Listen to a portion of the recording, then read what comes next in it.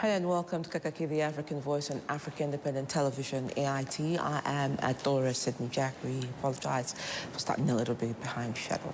Yes, and I am Chukwuyanum Onwaka, and the show must go on. Good morning, Adora. Good morning, Chicks. How are you? Fine. I love the glasses. I love those things. Thank you very much. I love the glasses as well. Thank you. All right, it appears no one in Nigeria needs any reminder of the fact that the clock is ticking on the country's general election billed for next year. Now, from party conventions to world press conferences, rallies, and even the courtrooms, Nigeria's political gladiators are gearing up for the electoral battles that lie ahead.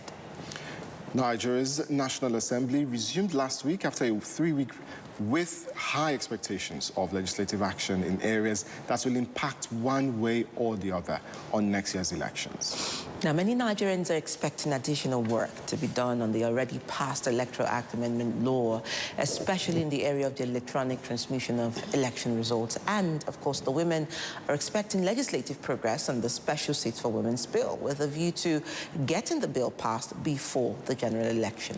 On Kakaaki this Tuesday, we'll take a look at all and some of the recent developments, matters arising, and some of the abstract matters making the rounds on Nigeria's political scene. And joining us to do this is the Executive Director, Impact Development Initiative, Bukola Idowu, and Austin Aigbe of the Civil Society Situation Room, and King Watcher of the Domestic and International Political Developments. Yes, it's the 28th of April, the day observed every year as World Day for Safety and Health at Work. Now, it's a global campaign led by the International Labour Organization, ILO, to promote the prevention of occupational accidents and diseases.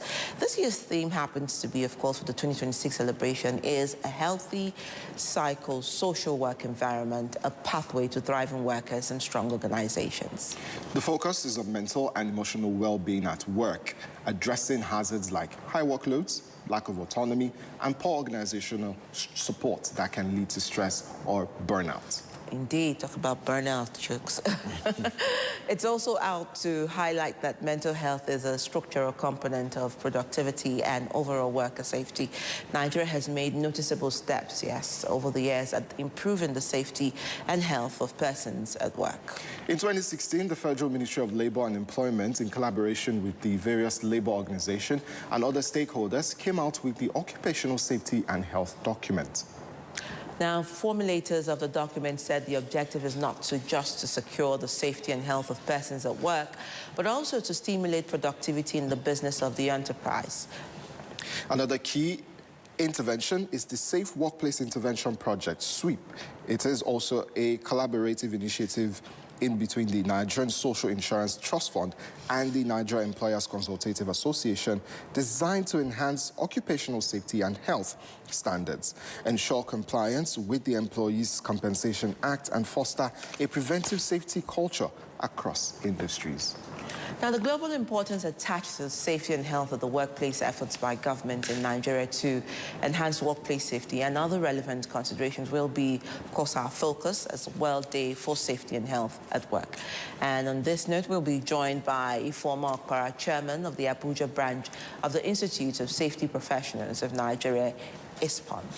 Remember that you can be part of the program by sending your views and comments to all our social media handles on Facebook, X, Instagram, and YouTube at Africa Independent TV, so you can stay up to date with the latest news from around the world. And then let's join the news desk for Kakaaki World News to stay with us.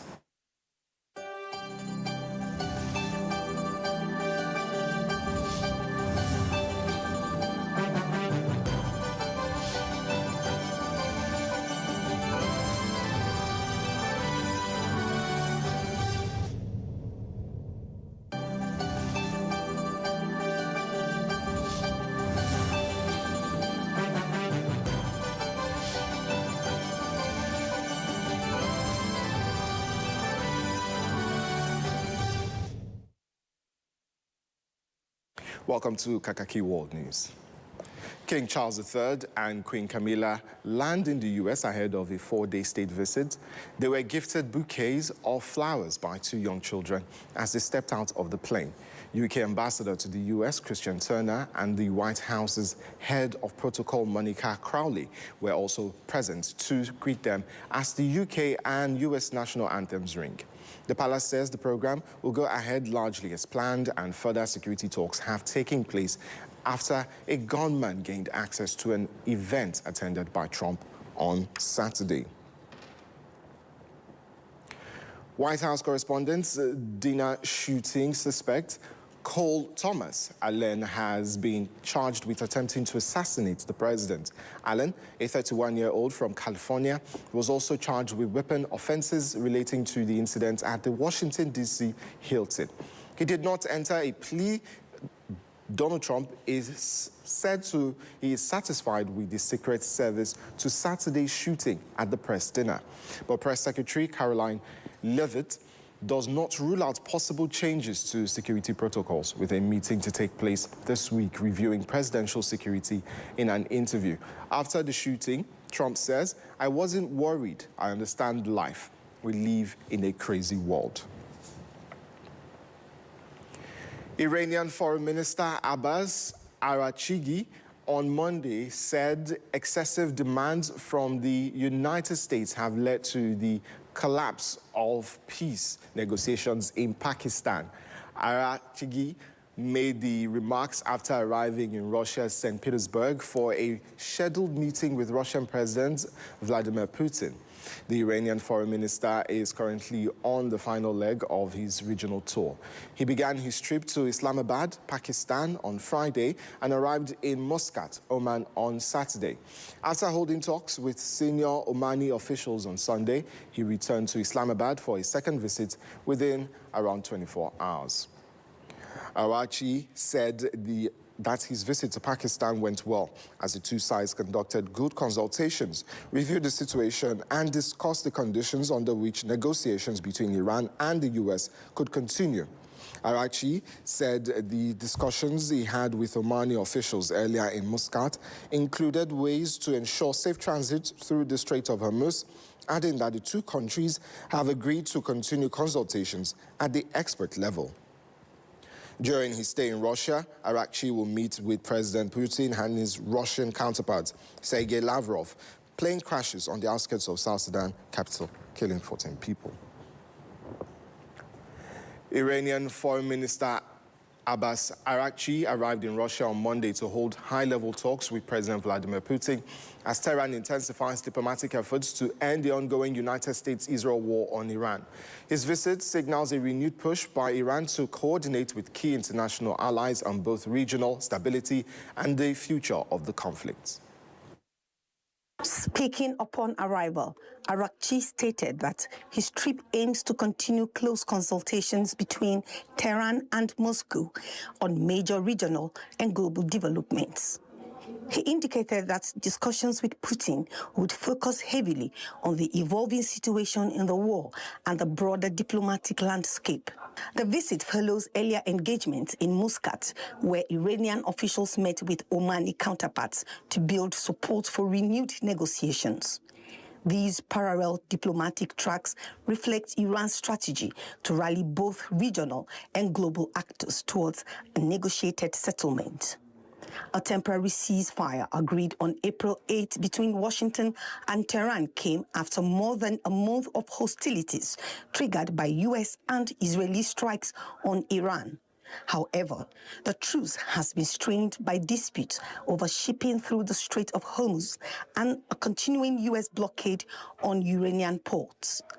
Complicating matters further, tensions involving Israel and Lebanon continue to threaten the stability of the ceasefire and broader negotiations.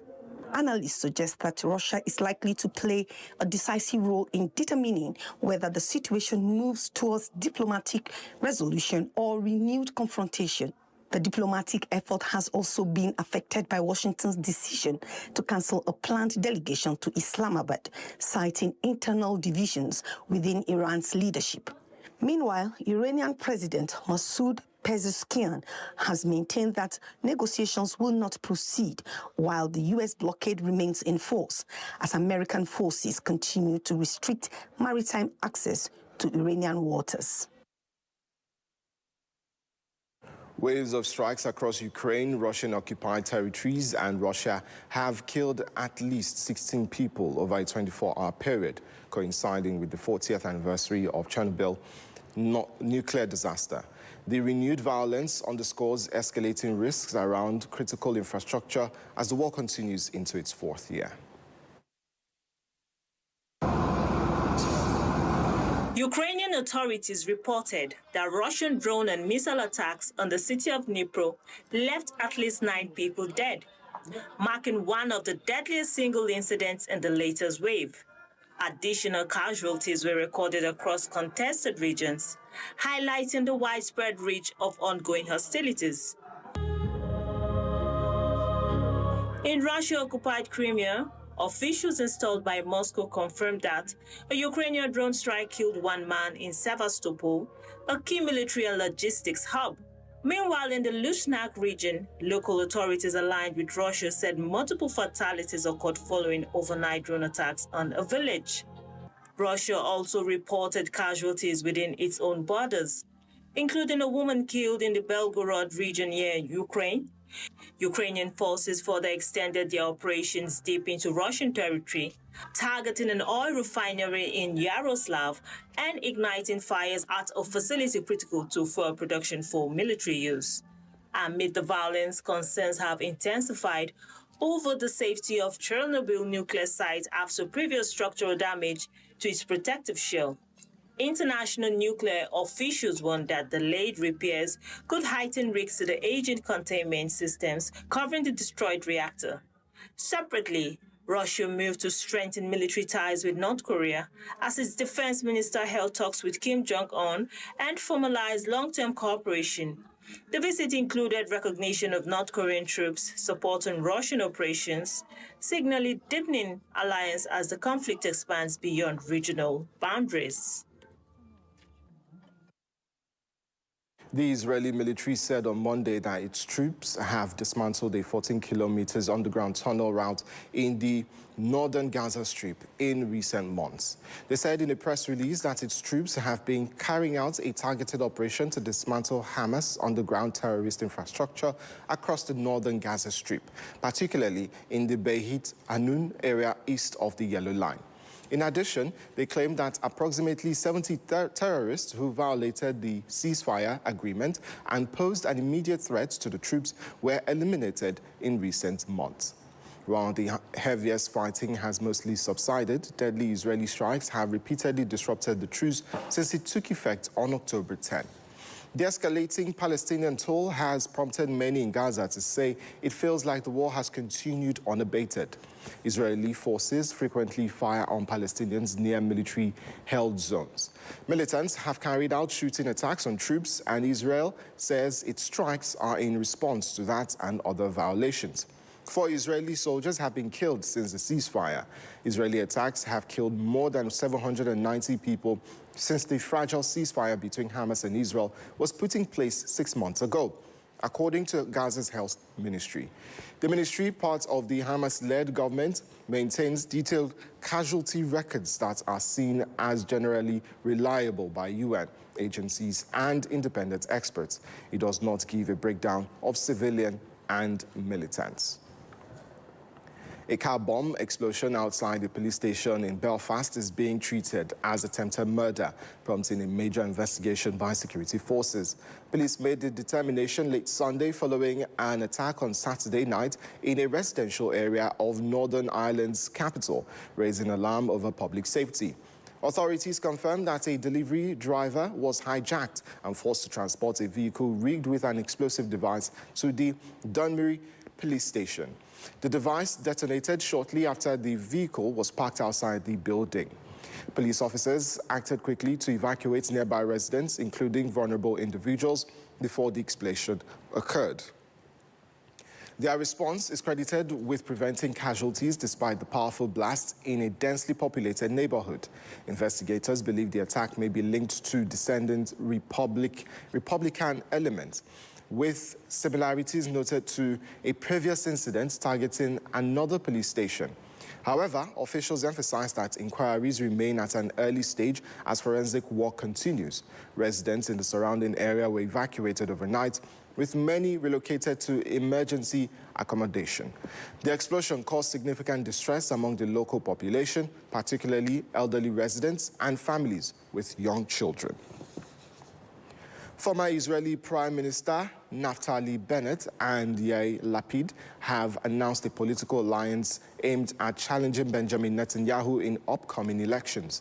The measure seeks to consolidate opposition forces ahead of a critical vote later this year. The new political entity, named together, will be led by Bennett and combines his party with Lapid's centrist platform. Both leaders aim to unify a fragmented opposition landscape with a shared goal of unseating the current government.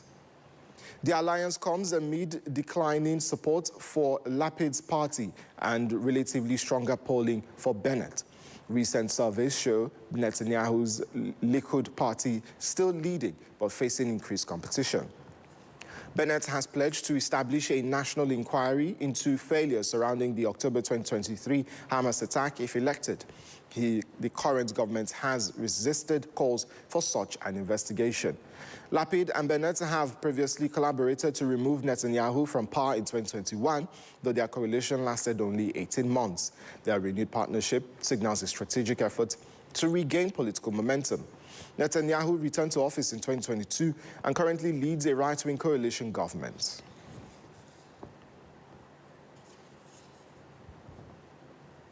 And that's it for the World News on Kakaaki. Up next is Kakaaki Business. Do stay with us. Welcome to Kakaaki Business. The fragile demand recovery seen by consumer companies globally is at risk of getting stalled by chances of more price hikes as a result of soaring energy and commodity costs due to Middle East conflict. U.S. consumer giant Procter & Gamble flagged a roughly $1 billion hit to its fiscal 2027 profits as higher crude prices halt packaging, plastic materials, and logistics. The warning is a clear sign that the oil shock is adding pressure on companies to raise prices worldwide to tide over the growing costs across their supply chains that have now begun to squeeze profit margins. A review of company statements since the war began shows 24 companies have withdrawn or cut financial guidance, 35 have flagged price increases, and another 36 have warned of a financial hit. The CBI's monthly retail sales volume measure tumbled to 68 in April 2026, a 16-point drop and the lowest reading since the series began in 1993. The figure, far worse than the expected 48, marks the steepest year-over-year decline in retail activity in over 4 decades as the escalating Iran war intensifies household inflation concerns. The downturn extended beyond physical stores, with online retail sales volume crashing at the fastest pace since January 2024, while wholesale sales volume also contracted sharply. Outlook for May has also deteriorated sharply, with expectations falling to 60 from 49, the most pessimistic forecast since March 2021 during the height of the COVID-19 pandemic. Germany's GfK consumer climate indicators dropped to -33.3 heading into May 2026 from a marginally revised -28.1 in April, marking the weakest level since February 2023. The decline reflects mounting pressure on households as rising energy prices push inflation higher and are expected to climb further if the Iran conflict persists. Income expectations plunged sharply to -24.4 in April, while economic expectations are deteriorated to 13.7 from -6.9, nearing levels seen at the onset of the Ukraine war in 2022. Consumer concerns are rising that Germany's fragile economic recovery could face a significant setback if the conflict continues and policy measures prove ineffective. Meanwhile, willingness to buy fell to a 2-year low of -14.4 from 10.9, highlighting subdued consumption, while the propensity to save, though lower, remained elevated at 16.1 from 18.5, signaling continued caution among consumers. The Canadian dollar strengthened to nearly a 7-week high against its U.S. counterparts on Monday, as investors remained optimistic about a diplomatic solution to end the war in the Middle East and awaited policy decisions this week from some major central banks, including the Bank of Canada. The loonie was trading 0.4% higher at 1.3615 per US dollar, or 73.45 US cents, after touching its strongest intraday level since March 12 at $1.3598. Work has now halted to bridge gaps between the US and Iran, said sources from Pakistan, which is acting as a mediator between the two sides. The price of oil, one of Canada's major exports, rose 2% to $96.29 a barrel as shipment through the Strait of Hormuz remained limited, keeping global oil supplies tight. The Bank of Canada is expected to keep its benchmark interest rate on hold at 2.25% on Wednesday. As the oil price surge from the war, it is temporary shock unlikely to have a lasting impact on inflation expectations. Steady policy is also expected from the Reserve on Wednesday. And Mexico's trade exports widened 80.3% year-on-year to $5.93 billion in March 2026, far exceeding forecasts of a $0.72 billion surplus. Exports surged 27.7% to $70.73 billion, driven by a 29.6% rise in non-oil exports. Manufactured goods led the growth, reaching $64.72 billion, with a significant gains in mining and metallurgy. Electrical and electronic equipment, food and beverages, and automotive products. Agricultural and fishery exports rose 0.7% to $2.22 billion, led by edible fruits, citrus. Oil sales dropped 20.4% to $1.71 billion as crude export volumes fell to 495,000 barrels per day from 827,000 barrels per day. Imports rose 24.3% to $64.79 billion, with consumers' goods up 19.3%, intermediate goods up 27.2%, and capital goods up 7.0%. For the first quarter of 2026, the trade balance recorded a deficit of $1.01 billion.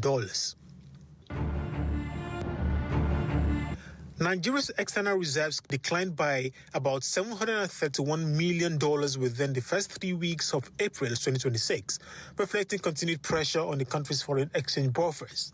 Data from the Central Bank of Nigeria shows reserves fell from $49.18 billion on the first day of April to $48.45 billion as of April 23rd, representing an average weekly decline of about $233 million. The latest movement extends a broader trend of reserve drawdown, demonstrating the pressure on monetary authorities as they balance exchange rate stability, liquidity management, and external commitment.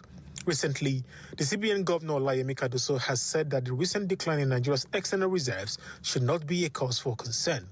Reserve movement shows the sharpest decline occurred in the early part of the month before moderating in the latter half of April. And that's Kakaaki Business.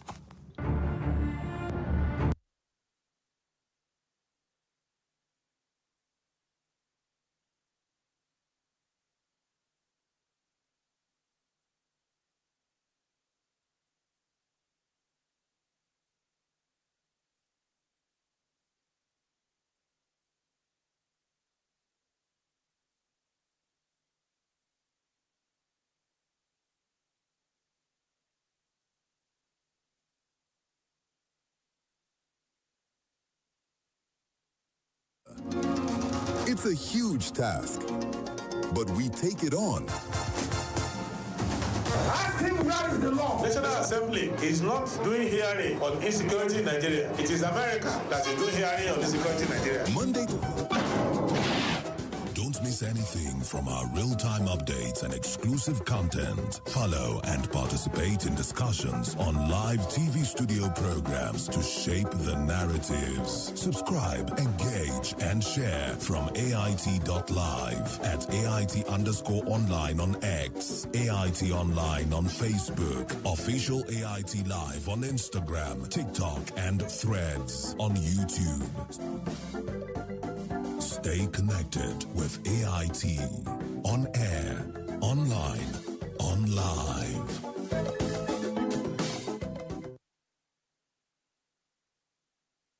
Well, thank you for staying with us, and that was Kakaaki Business brought to us by Larry. But talking about the business of insecurity, and that's where we moved to, of course, talking about the Kakaaki community in Gombe, local government area of Adamawa State, where we've seen 29 people, persons suspected to be dead, and that is happening, of course, in Adamawa State, caused by the Boko Haram insurgency. And this is just coming just barely 2 days after a similar attack in Mayolade community of the Hong local government area on Friday. Governor Fintiri has come out to condemn the attack, hopefully, and says it's inhuman. Let's take this report. Guyaku is an agrarian community located in Gombe local government area of Adamawa State, known for tranquility and peaceful coexistence. However, the evening of Sunday, the 26th of April, 2026, has tampered with the narrative as heavily armed men suspected to be members of Boko Haram invaded the community and unleashed terror in a bloody attack, killing 29 persons on the spot, burnt houses, destroyed property, and displaced hundreds of residents who are still afraid to return home. And what happened here, it was gathering of the youth. They were having tournament. You know, naturally, if they are informants. Governor Ahmadu Fintiri just arrived in the community, vividly disturbed and sad over the dastardly act of a people he described as cowards. He moved round to commiserate with the entire community, the residents of which are in utmost shock. The governor expressed deep sympathy to the families of the victims, noting that the tragic loss of life has plunged the entire state into mourning. It's really unfortunate, actually, that we're having these incidents back-to-back in the state. Last week we were in Gombe, in Hong. Today, again, it has happened in Gombe local government with 29 lives. At the time of filing this report, hundreds of residents were seen fleeing Guyaku town to nearby villages in search of safety amid fears of further attacks. Ansem Nuhu, AIT News, Yola. Authorities say security personnel. Welcome back from that report. It's a very sad one indeed when it comes to, security. And we keep seeing Nigeria lose a lot of lives. Very sad one indeed.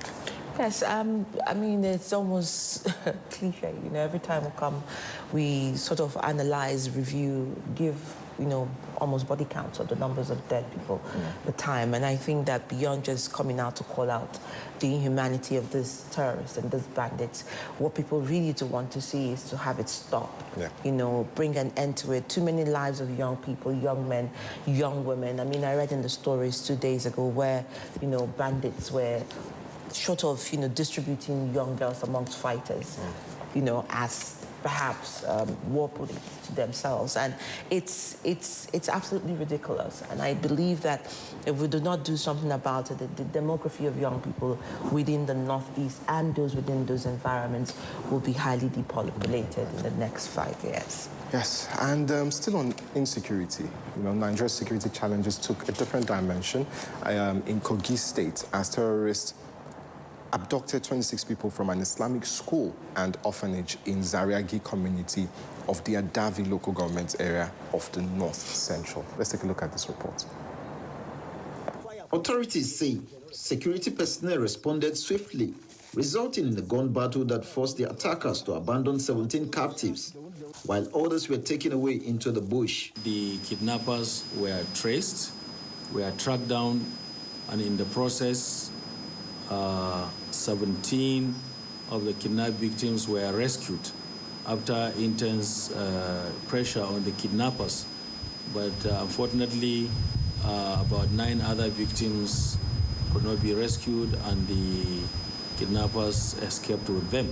Families of the remaining victims are now in anguish, pleading for urgent intervention. Should please come to help us rescue those in captivity. Our governor help us, all the people are begging help us. I don't know how we go do. The Kogi State Police Command has confirmed the attack and says coordinated rescue operations are ongoing to secure the release of the remaining adoptees. A joint patrol team comprising the military and the police has been dispatched, and they are on the trail of the assailants.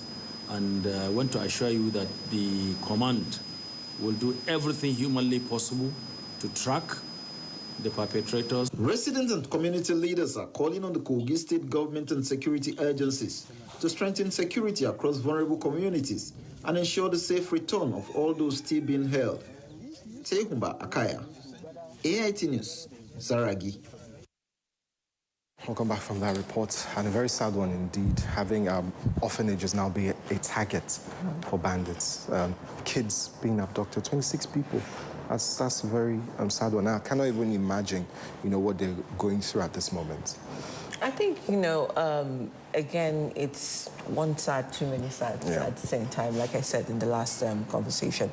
And truly, Kabiagi is, perhaps a community around the Kaba Junction, just along, Kogi State. And you also want to find that these are also soft targets. They have decided that places where you do not have enough perhaps security or intel would probably make easier targets to be able to attack. And so when one thinks of orphanage homes, nobody's thinking that they would ever be attacked because, one, these are children who already are, misfortuned by the lack of parenting and are under the care and guidance of public, interest, counseling, and some perhaps philanthropy from the government.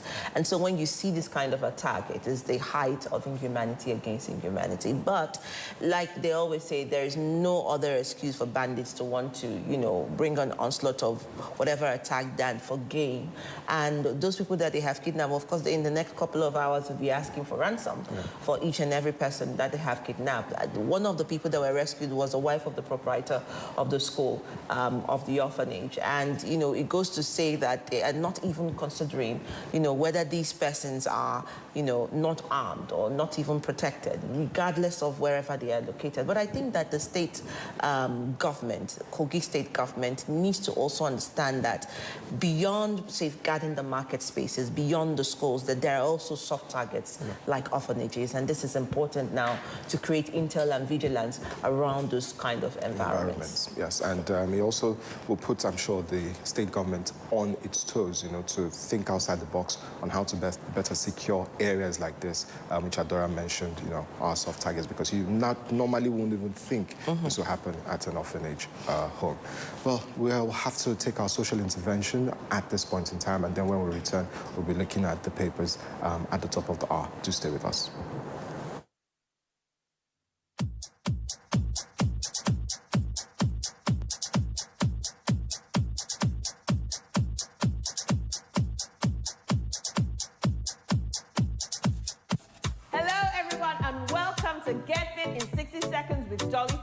Now, everyone has 60 seconds in every day to spare. So if you're ready, let's go! Hey, Dolly's here again. Come on. So what are we doing today? Knee to the elbows. Without weight. With or without is fine. And your time starts now. Let's go. Woo! Very good. Now, I like to see that full rotation. We're really working those abs here. That, working those abs. I need to work my abs because, man, I've been a bit lazy for the last 2 weeks. Not lazy, not working out, but not strict, super strict on my diet. So I need this more than you, I think. Keep going, come on. Knees to the elbows. You have 15 seconds left. That's what. Push, good, push. Don't think about it, just do it. Now don't take your elbow to the knees, no. Take the knees to the elbows. 2 more, 1 more, and time. Well done, good job. Well done, I hope you had a great workout. Anyway, what I need you to do is to follow us on Instagram at Alpha Fitness Studios and subscribe to our YouTube channel, Alpha Fitness Studios, for free workout videos, free dance videos, sales and promos, and make sure you join us at the gym, Alpha Fitness Studios in Lekki Phase 1 next time you're in Lagos. So until the next time, bye-bye.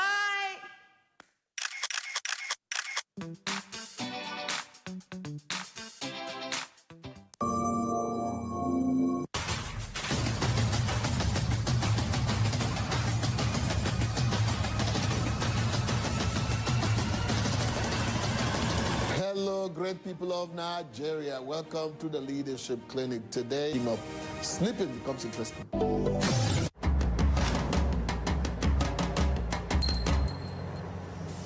Have you ever wondered why money is an issue in your marriage? Money is already a tricky issue of itself, but it multiplies 100-fold when you're married. You'll have to merge your outlook on finance management, approach to spending, needs and wants with another person who grew up under different circumstances and teachings. Now, there is no one-size-fits-all approach to handling money matters within a relationship. Having a joint account may work for some, but not for others. And what percentage of the budget goes to the various expenses are decisions both of you need to arrive at. What do you need to do? Have a full disclosure of each other's financial status. Create a budget and monitor it, and talk with each other when planning to spend a big sum of money. Decide on what amounts to be spent on school fees and the children. Never leave the burden to your spouse or take up sole responsibility. I'll tell you why. Most times when you do too often, the other person or your spouse takes it for granted by saying you're always capable, so deal with it. Talk about it, share, and be considerate. Honestly, that's my 2 kobo.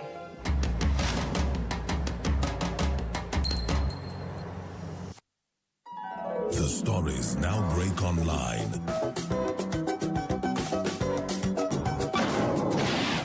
Don't miss anything from our real-time updates and exclusive content. Follow and participate in discussions on live TV studio programs to shape the narratives. Subscribe, engage, and share from AIT.live at AIT_online on X, AIT Online on Facebook, Official AIT Live on Instagram, TikTok, and Threads on YouTube. Stay connected with AIT. On air, online, on live. The issues as they break. The multitude, the political figures, the state and non-state actors. There is a serious threat to democracy. And our government seem to be incapable of protecting. The scheming. This is not a period we should say by our will. Every part of this country is equal. The intrigue. There can be no one person that is bigger than the party. Deft moves and the momentous declaration. We didn't get any protection. I'm not particularly against anybody. We track and capture them all. I don't believe we go for that reason in politics. Follow in-depth analysis and no-holds-barred interviews. Armed forces of the country is well. They need the political will. Are they just waking up from? Is there complacence? Feel the pulse of the political arena on AIT Democracy Today. Widely acclaimed authority on politics. Monday, 7 p.m. Nigerian.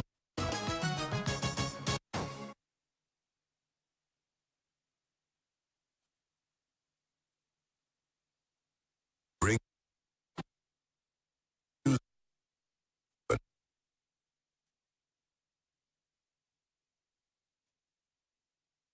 people and define the issue. Still struggling with the implementation of freedom of information. The government should come. We need Nigeria to work. We examine the interplay and interaction of politics with power and their impact on policies and the people. It's about getting the system to deliver the kind of electoral outcome that people will be happy with. People, politics, and power with Imoni Amarere. The low-performing agencies be held to account, or will the numbers fade after the headlines? At 1 p.m. every Monday and Friday on AIT.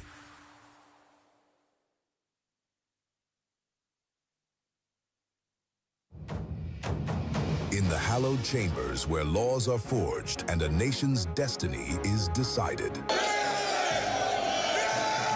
This is your parliamentary program, Inside the Parliament on AIT. Voices rise, opinions clash, debates ignite. We cannot be apologetic in the discharge of our constitutional duties as lawmakers of the Federal Republic of Nigeria. The burden of proving that the elections have been conducted peacefully and in accordance with law must shift to INEC. From the Senate to the House of Representatives, this is where policies are tested, laws are crafted, and authority is held to account. We spoke to some lawmakers on their opinions of the document presented by the president. Every motion, every argument carries the hopes of millions. We need more hospitals, more health clinics in communities so that they can effectively take care of the primary health need of our people. The questions are tough. The exchanges are intense. Mr. President, you can have your way, but I will have my say. You can use the gavel, and I will use my voice. And those who want the proviso are 55 in number. And so the proviso says. But who truly stands for the people? Who is driving the change that defines our tomorrow? Let us tell ourselves the truth. Why are we here talking about LGBT, GTBT, whatever? Get the answers on Where Nigeria Decides on Inside the Parliament on AIT every Tuesday, 4:30 p.m. Gender Agenda is where policy meets people. It's a bold policy literacy platform bridging the gap between decision makers and women across every sector. From parliament to politics, from leadership to governance, from peace to economy, development, human rights.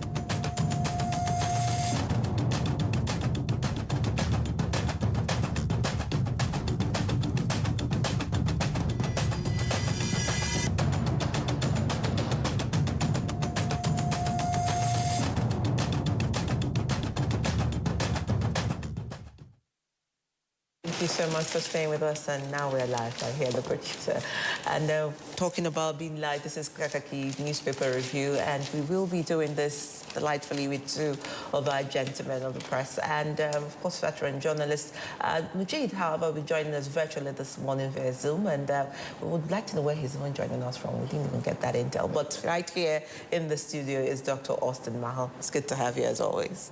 Good to be here. Great. Good morning. Great to see you. Aha, there he goes. Good morning, Majid. How do you feel being on the other side this morning?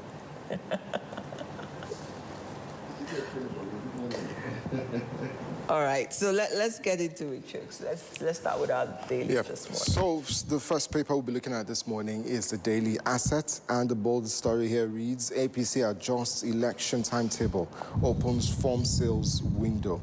Forms purchase end May 2nd, submission closes May 4th, and that's on page 2 of the Daily Asset.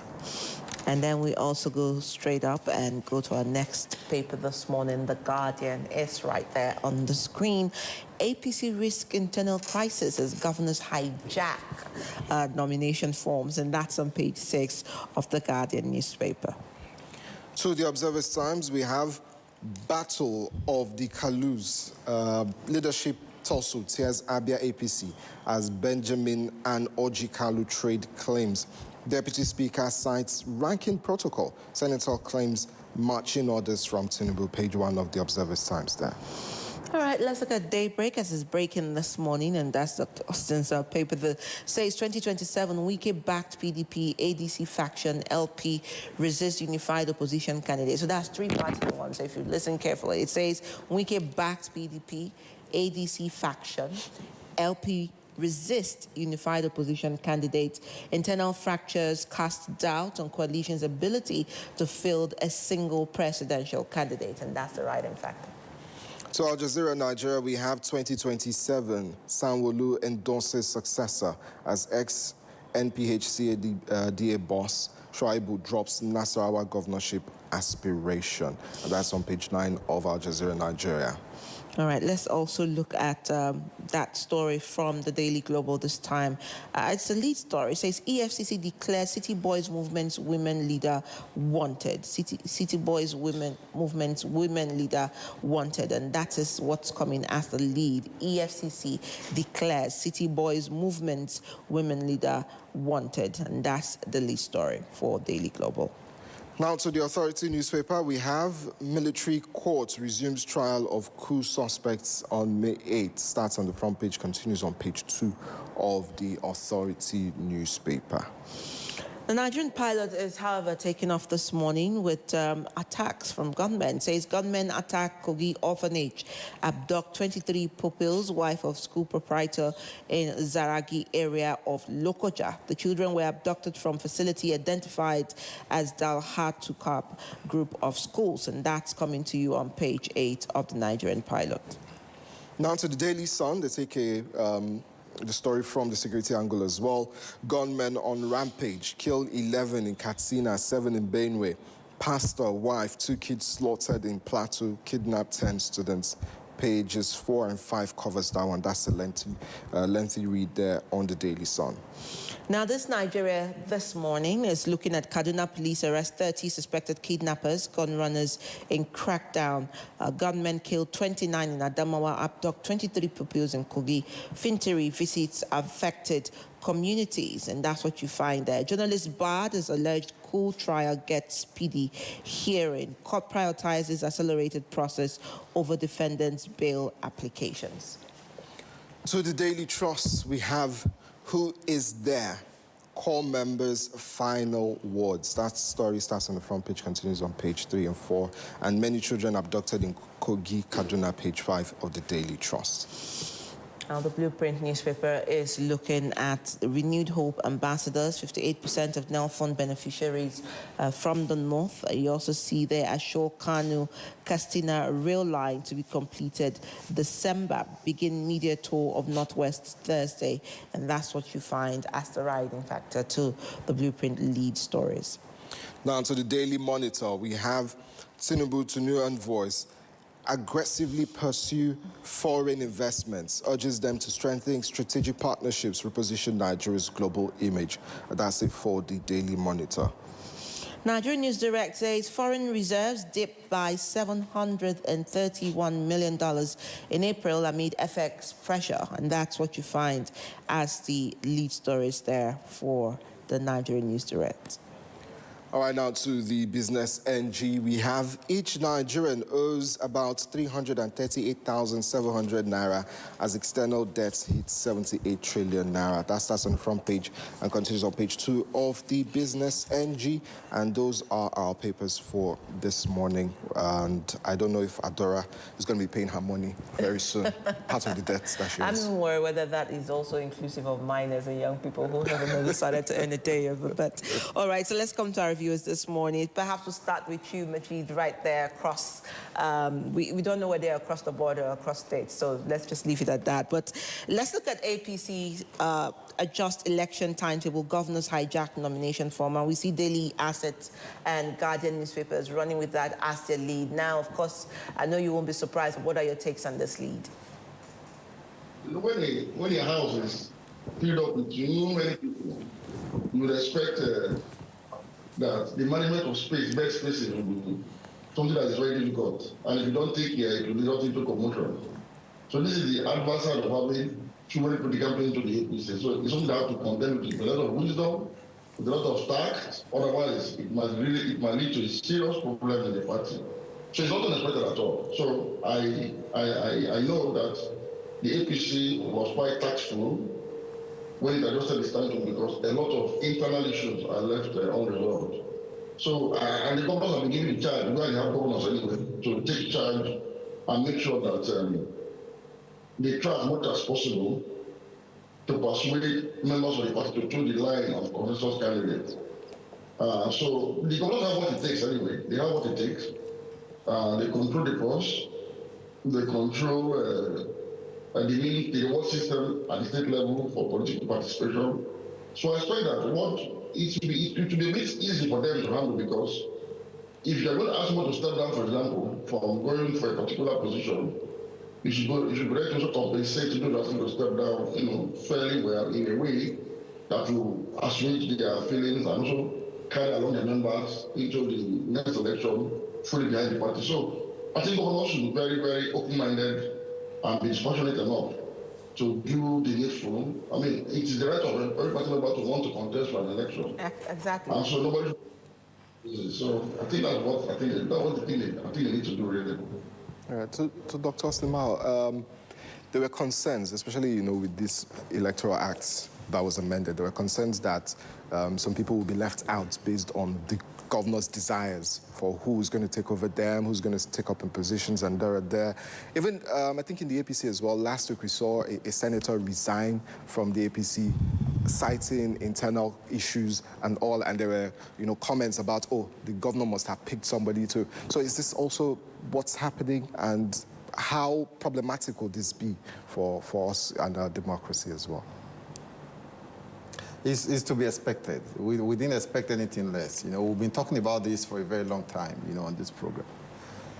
Once it is election season, there's always political horse trading, there's always alignment, realignment. See, what every politician does in an election season like this is to pitch tent, you know, with the party they feel they have the best chances of first emerging as candidates and thereafter winning the elections.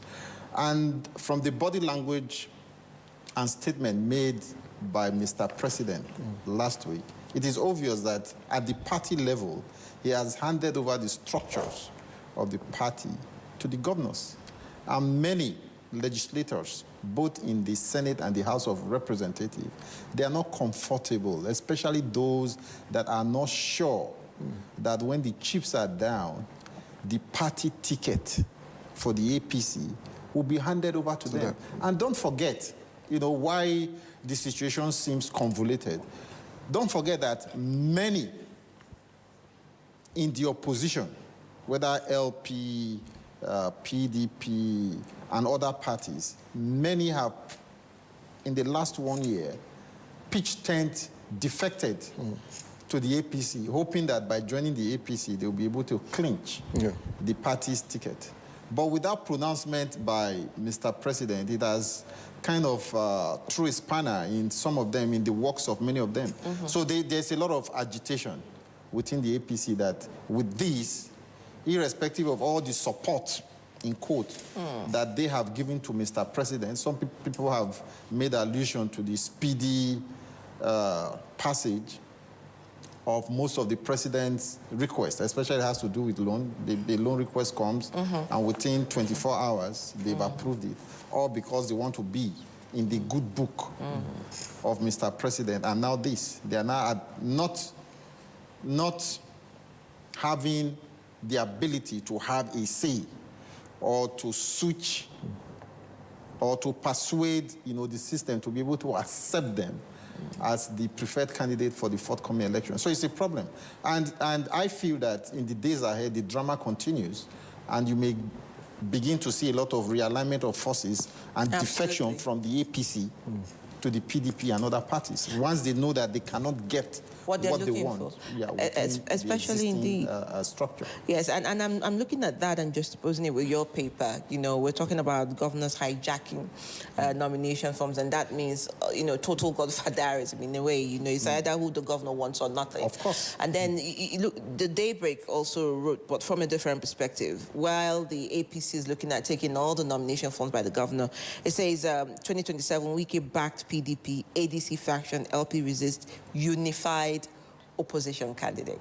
Yeah, that is quite interesting. However, we must state that, look, as far as the PDP is concerned, if not by virtue of the fact that we are expecting a Supreme Court decision in respect to the Turaki faction of the PDP, INEC, we would normally say that the Wiki-backed faction is the authentic faction of the PDP. We can say there's no faction within the PDP. Because one, the Wiki-backed faction controls the national secretariat of the party, and of course, INEC recognizes them as such. Be that as it may, some group of, you know, political parties, including the faction of the PDP led by Turaki, then Labour Party, the ADC led by Atiku and others, you know, they met in the Baden and said, look, the only way the opposition can have a say or a proper stake in the 2027 presidential election is for them to come together and present a consensus candidate to confront Tinubu in 2027. But that seems, immediately they made that statement, you know, there were a lot of contention, because we know that almost all the other opposition political parties you know, there's schism, there are factions, many factions within them. And there are so many, you know, banding. I mean, you see Obi visiting Bala Mohammed, next day he was with Jonathan, and then you see Amici, then, you know, from all the political parties. So what does this alignment tell you? I mean, is there any preparedness for opposition? It means, to me, what it tells me is that opposition politics is dead even before 2027, because the opposition has not been able to put its house in order, even within the ADC. Somebody like the faction led by, what's that, the man that you people are always, Bala or whatever. You see, you can't even think of his name. So it's, because, it means it hasn't rubbed off well. Yes, yes. So the point is that, look, the opposition, as it is, as at APC has, as it were, ran off with 2027. And the opposition has not been able to put its house in order to present a formidable opposition or candidate towards 2027. And I don't see that happening anytime soon. With the plethora of court cases, I mean, whether you say the PDP, the Labour Party, and all that. If you look at what happened yesterday, immediately after the so-called consensus arrangement by the opposition, the question you should ask yourself is, who are those that represented these parties? Labour Party, we know that if you remove the court cases, the authentic leadership of Labour Party is Nana Usman's faction of the party. Absolutely. But they were not there, they were not represented. So who spoke on their behalf to say, look, we agree to this consensus arrangement? Same thing with the ADC. Then, of course, NNPC. That's the New Nigeria People's Party. I normally mistake it with NNPP. What do you call it? NNPP. You know, the Kwakwanso faction of the party came up again yesterday to say, look, those who represented or don't in that party to say, look, we agree to a consensus arrangement, they were not representing our interest. And of course, if you look at, like I said, I started with, those who represented, who purport to represent the PDP in that arrangement, were not the duly recognized faction of the PDP. So you find out that the opposition is moving in a direction that they may not be able to get the desired result to present a formidable front in terms of a consensus candidate for 2027. But in all of this, we wait for the Supreme Court judgment and judgment in all the plethora of cases, you know, before the INEC timetable takes effect. All right. Let's go back virtually to Alhaji Mojeed. Looking at everything Dr. Maha has said, we've seen, or we saw yesterday, stories about how the NDC is trying to lure the likes of Peter Obi and Kwankwaso to his party. We've not seen also Mr. Peter Obi post about the consensus agreement, which we've seen, you know, from other places. And we've also seen reports that there's a lot of pressure on Atiku Abubakar as well to take a backseat for the 2027 election. Do you still agree with, Dr. Maha that the opposition really has not gotten its house in order and are not going to stand as a strong opposition to the APC going 2027? Absolutely. Absolutely. And each time you say this, those who are so angry with the government will think that you're taking side with the government. This is not how to run an opposition party. First, I have always cautioned that beyond the personality interplay and conflict or convergence of ambitions by the various stakeholders within the party, Nigeria is a 27-year-old democracy. This is not 2015, when Nigeria was still a teenage democracy. You see, you can use posturing, you can use rhetoric, you can use signaling to convince a teenager to fall in love with you, either male or female.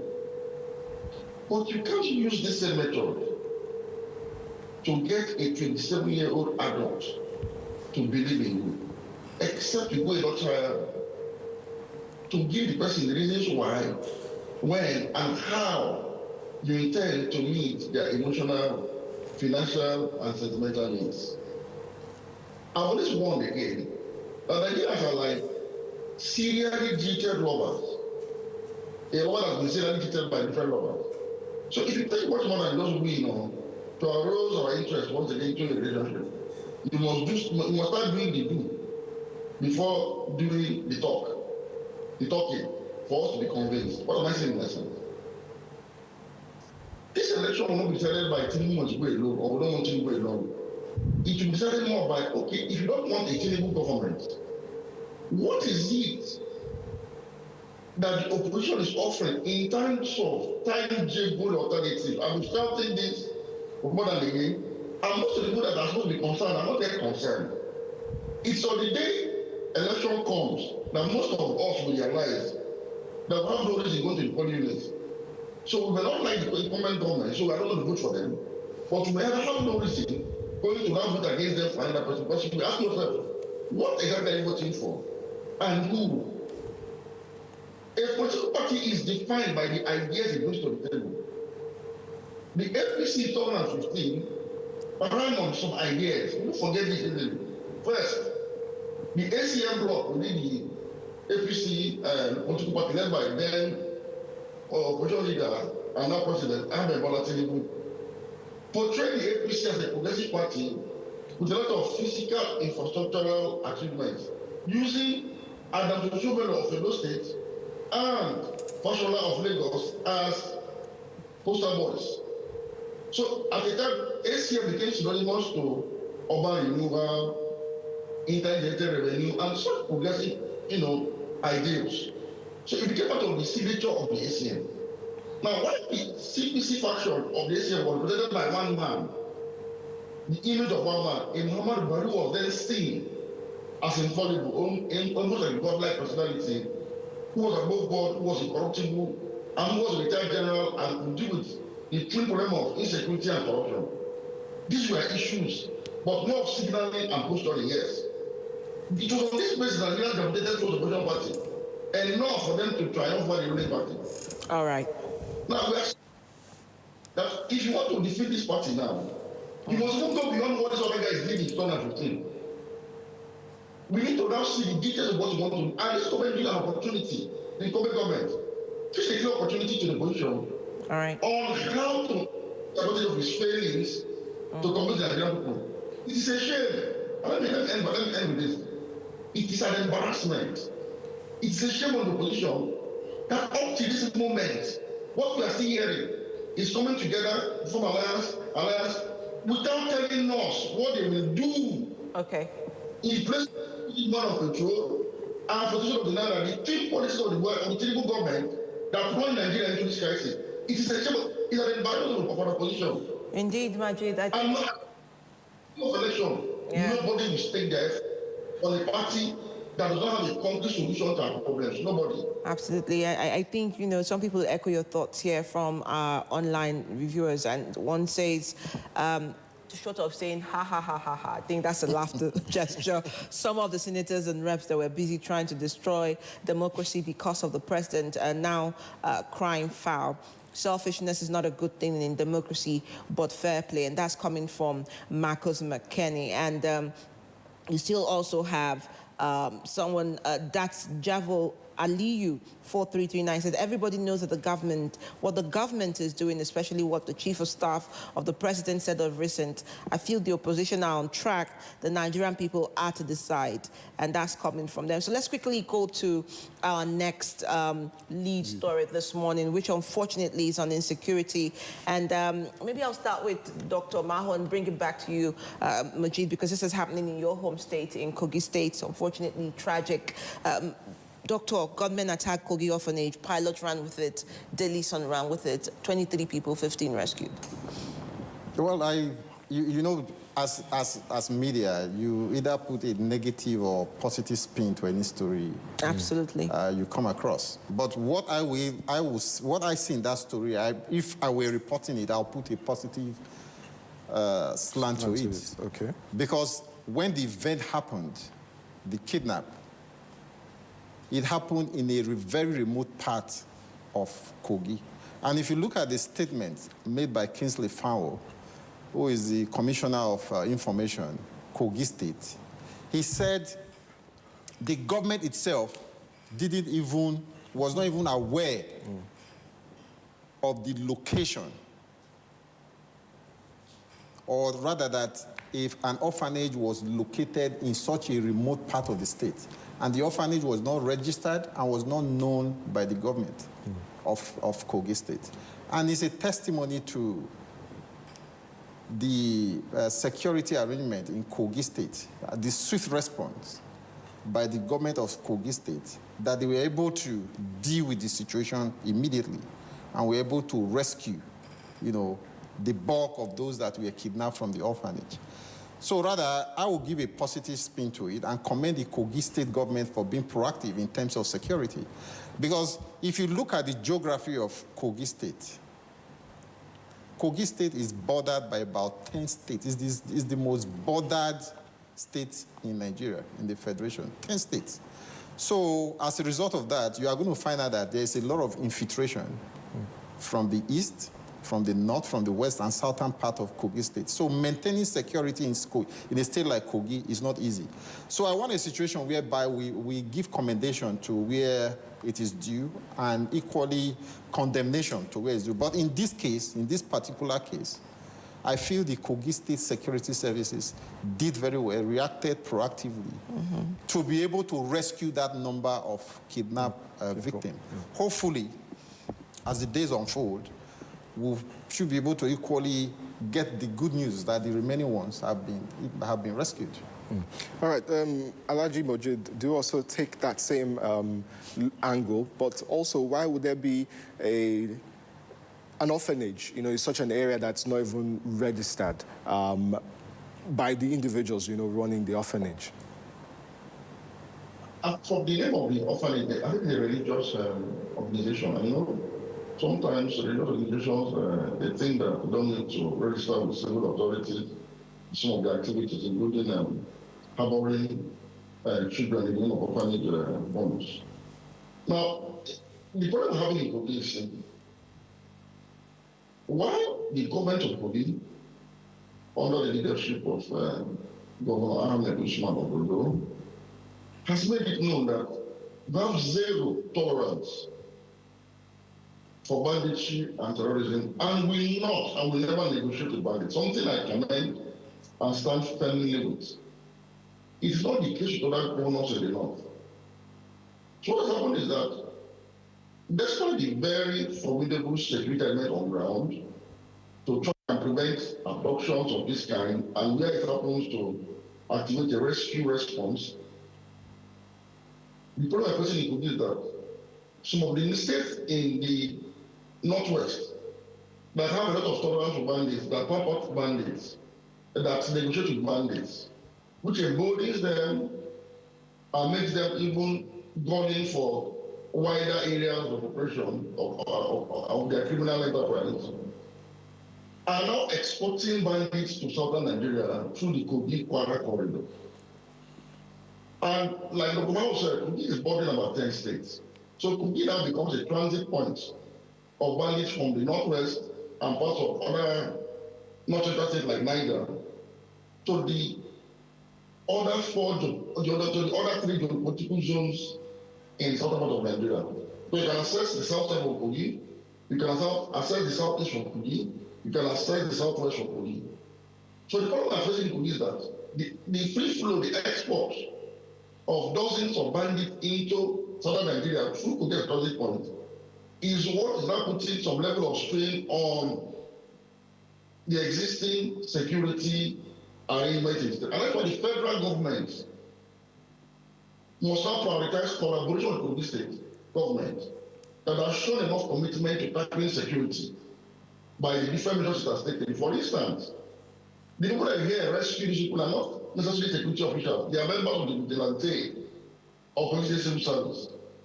And the civil service, because the vigilante service in Kogi is not an ad hoc arrangement. It's a full-fledged civil service arrangement where members are on pensionable employment. It's like a pseudo state police.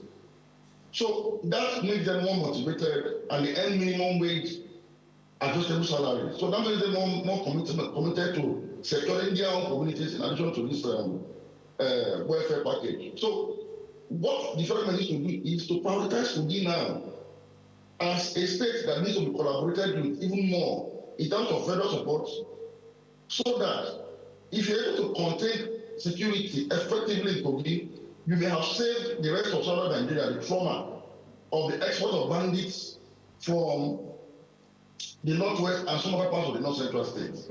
So yes, the effort is commendable, but you see there's a limit to what the state government can do. So the federal government must come in now and give all the support it requires. Because if Kogi eventually caves in to bandits or banditry, arising from the free flow of thousands of bandits from the northwest, the entire southern Nigeria is endangered. All right. So the existing effort will be complemented by the federal government. The one thing I support and I'm happy about is the fact that this is my home state and my governor has said no to negotiate bandits.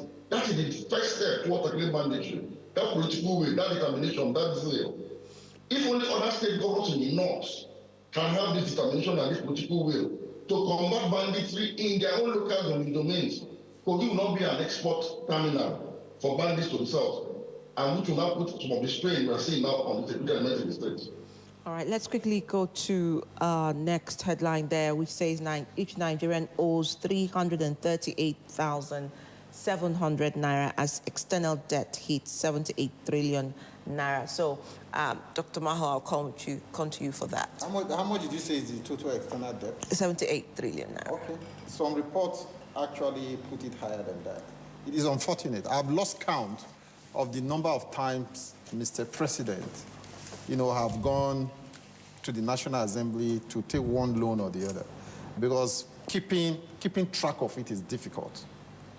Because even as at last week, Mr. President submitted a proposal to the National Assembly again to borrow about $5 billion for the completion of the Sokoto-Badagry superhighway. So it's the situation we find ourselves. And we equally have to pay attention to a statement made by the Emir of Kano, His Highness Sanusi Lamido Sanusi, that after the removal, if subsidy has been removed, where is the savings going to? And why are we still borrowing at the pace we are borrowing? Borrowing has one implication from that story, and that is we are mortgaging not just our future, but future generations of Nigerians. Because if we don't pay, our children will pay and our grandchildren will pay. And I think it's about time that government be held accountable to give us a record of what it has generated as a result of savings from subsidy removal. And this endless borrowing, what is the government doing with the money? We thought, when you remove subsidy and you're able to save a lot of money as a result of subsidy removal, such funds will be channeled into productive sector of the economy to provide infrastructure, road, hospital, public buildings, and all that. But that is not what we are saying. But rather, what that subsidy is supposed to attend to, government is still borrowing money to do that. So we need to hold government accountable. And holding government accountable in this regard starts with the National Assembly. But rather, what do we see the National Assembly doing? Rather than asking the difficult questions, is speedily assent to every loan request presented by Mr. President. It's a situation we find ourselves as a country. Well, for that, and Mr. President has become so powerful that nobody asks him any questions. Because I have always looked at... Because everybody's in his party. As it is, from the national... Which come to, are we really operating a democracy? A democracy operates on the basis of checks and balances. When you have the executive, the legislature, and the judiciary that seems to be one, that's why people are crying about a one-party state situation that doesn't augur well for a truly functioning democratic system of government. One of our viewers, sorry, you said on your mandate will stand, how do you think that they will be able to do the work of oversight? And that's coming from our viewer here online. Yeah, just to add, it's $516 million that was being sought by the president for that hire. Well. Five. I said 5. Yeah. It's actually 5. Yes. All right, so I think this is where we'll keep it for the newspaper review for today. Thank you so much, Dr. Austin Maho, for coming. Thank you, Majid. Thank you so much for joining us. Someone said you look younger and finer this morning, just watching you from, the virtual platform. I guess that's the compliment. Thank you so much for joining us. Thank you very much. Thank you. Have a lovely day. All right, now we'll go on a short break, and then when we return, we'll be going into our first interview for today. It's on political update for the 2027 election countdown. We'll be having our guest, Bukola Idowu, Executive Director, Kimpact Development Initiative, and Austin Aigbe, Member Civil Society Situation Room. Do stay with us. The stories now break online.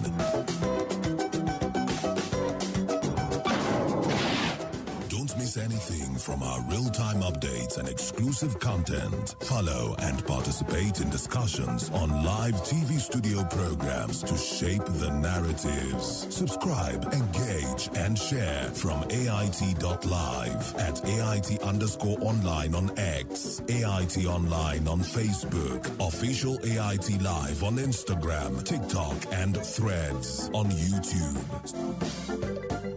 Stay connected with AIT. On air, online, on live. Gender Agenda is where policy meets people. It's a bold policy literacy platform bridging the gap between decision makers and women across every sector. From parliament to politics, from leadership to governance, from peace to economy, development, human rights. From Nigeria to the rest of Africa, Gender Agenda amplifies voices too often excluded, ensuring every voice counts. Through compelling storytelling, social impact dialogue, thought-provoking documentaries, town halls that lean on data and research, we raise the bar.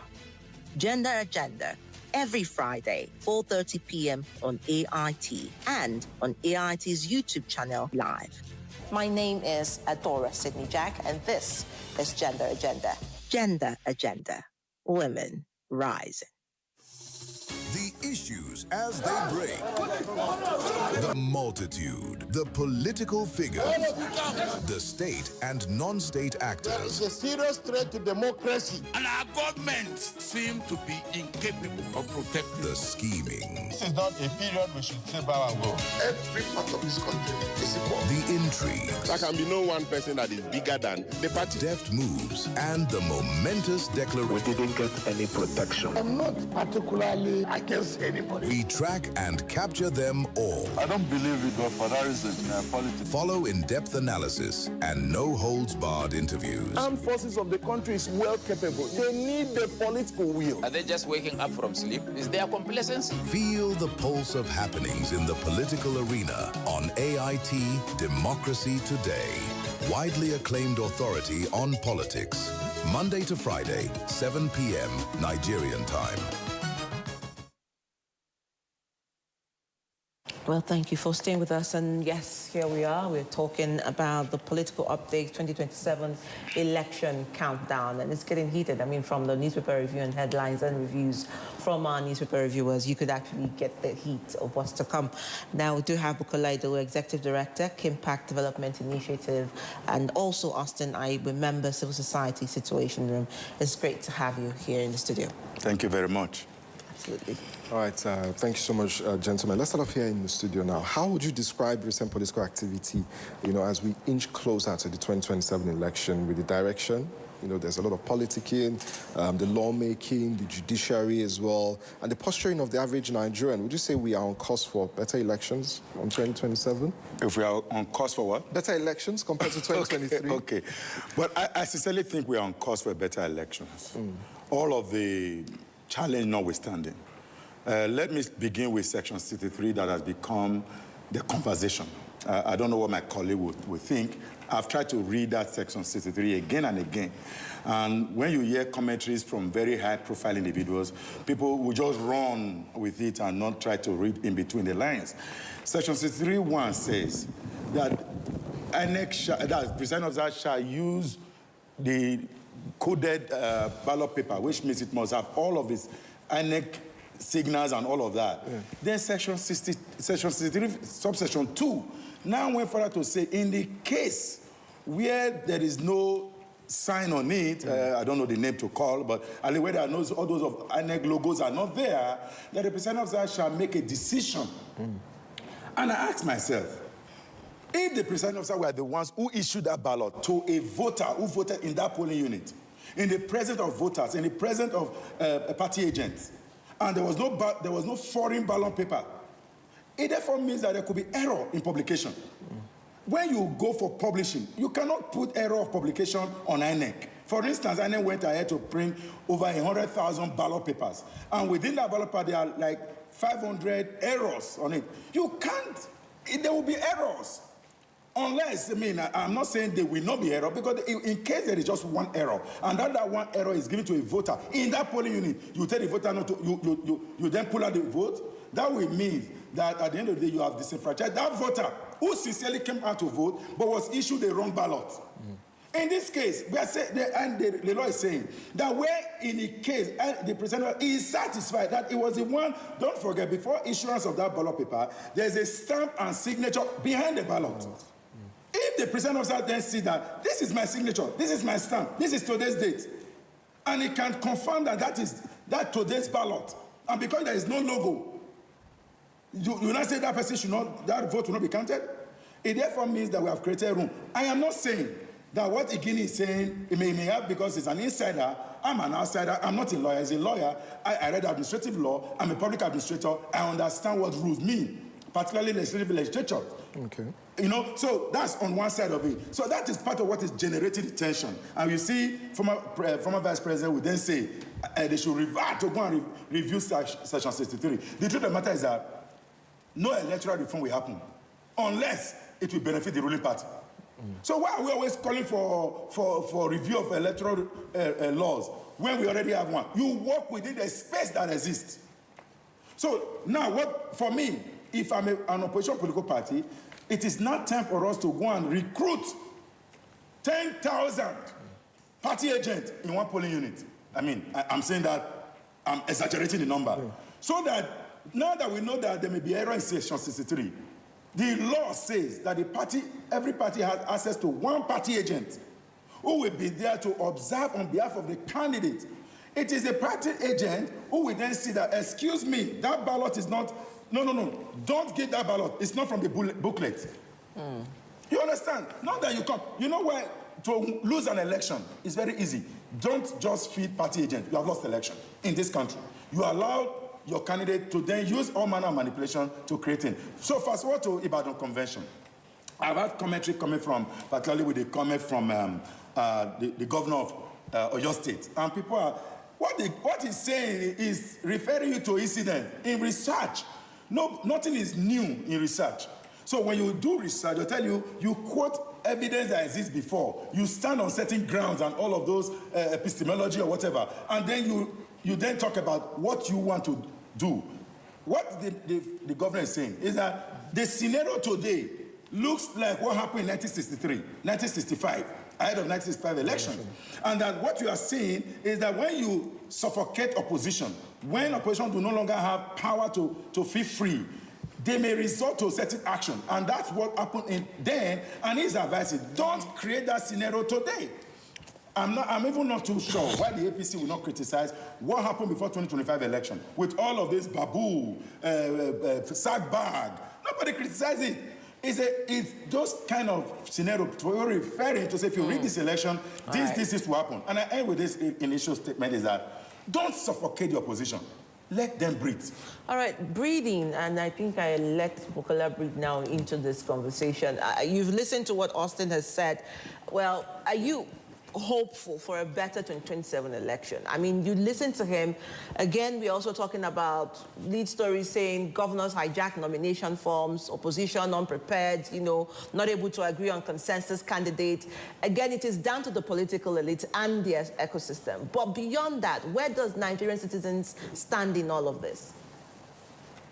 Thank you very much. I think I've listened to my colleagues and I think it's on point on some of those issues. But for me, if you ask me, I've moderated my expectation around the coming election in 2027. My expectation is not that high. And when you look at the situation around us now, election, as we know, is not an event, it's a process. There are processes that lead to an election. Election, you see, if you come on January 16 to come and cast our ballot, that is just one aspect of the entire electoral process. Now, when you now begin to see the entire process in the light we see it, because there are 4 key actors when it comes to this election. Number 1 is the political party. Number 2 is the election umpire himself, which is the INEC. Number 3, you are talking about the election security. The security agents themselves are very key in this election. In fact, let me make them 5. Then number 4, you are talking about the judiciary. And then number 5, which is the most important, coming to your question, is the citizen, the voter themselves.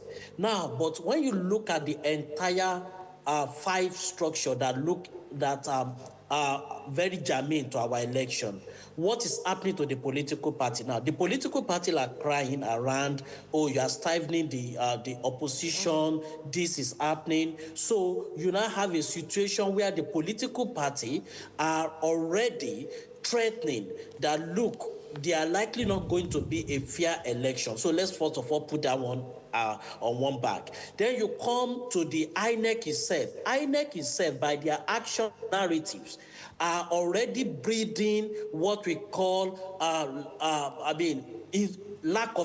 they are reinforcing lack of institutional trust. You see, this is one INEC that I have seen that we, on its own, interpret a court order that they did not understand. Because there is nothing that stops INEC to go to court and say, look, you have given a particular judgment.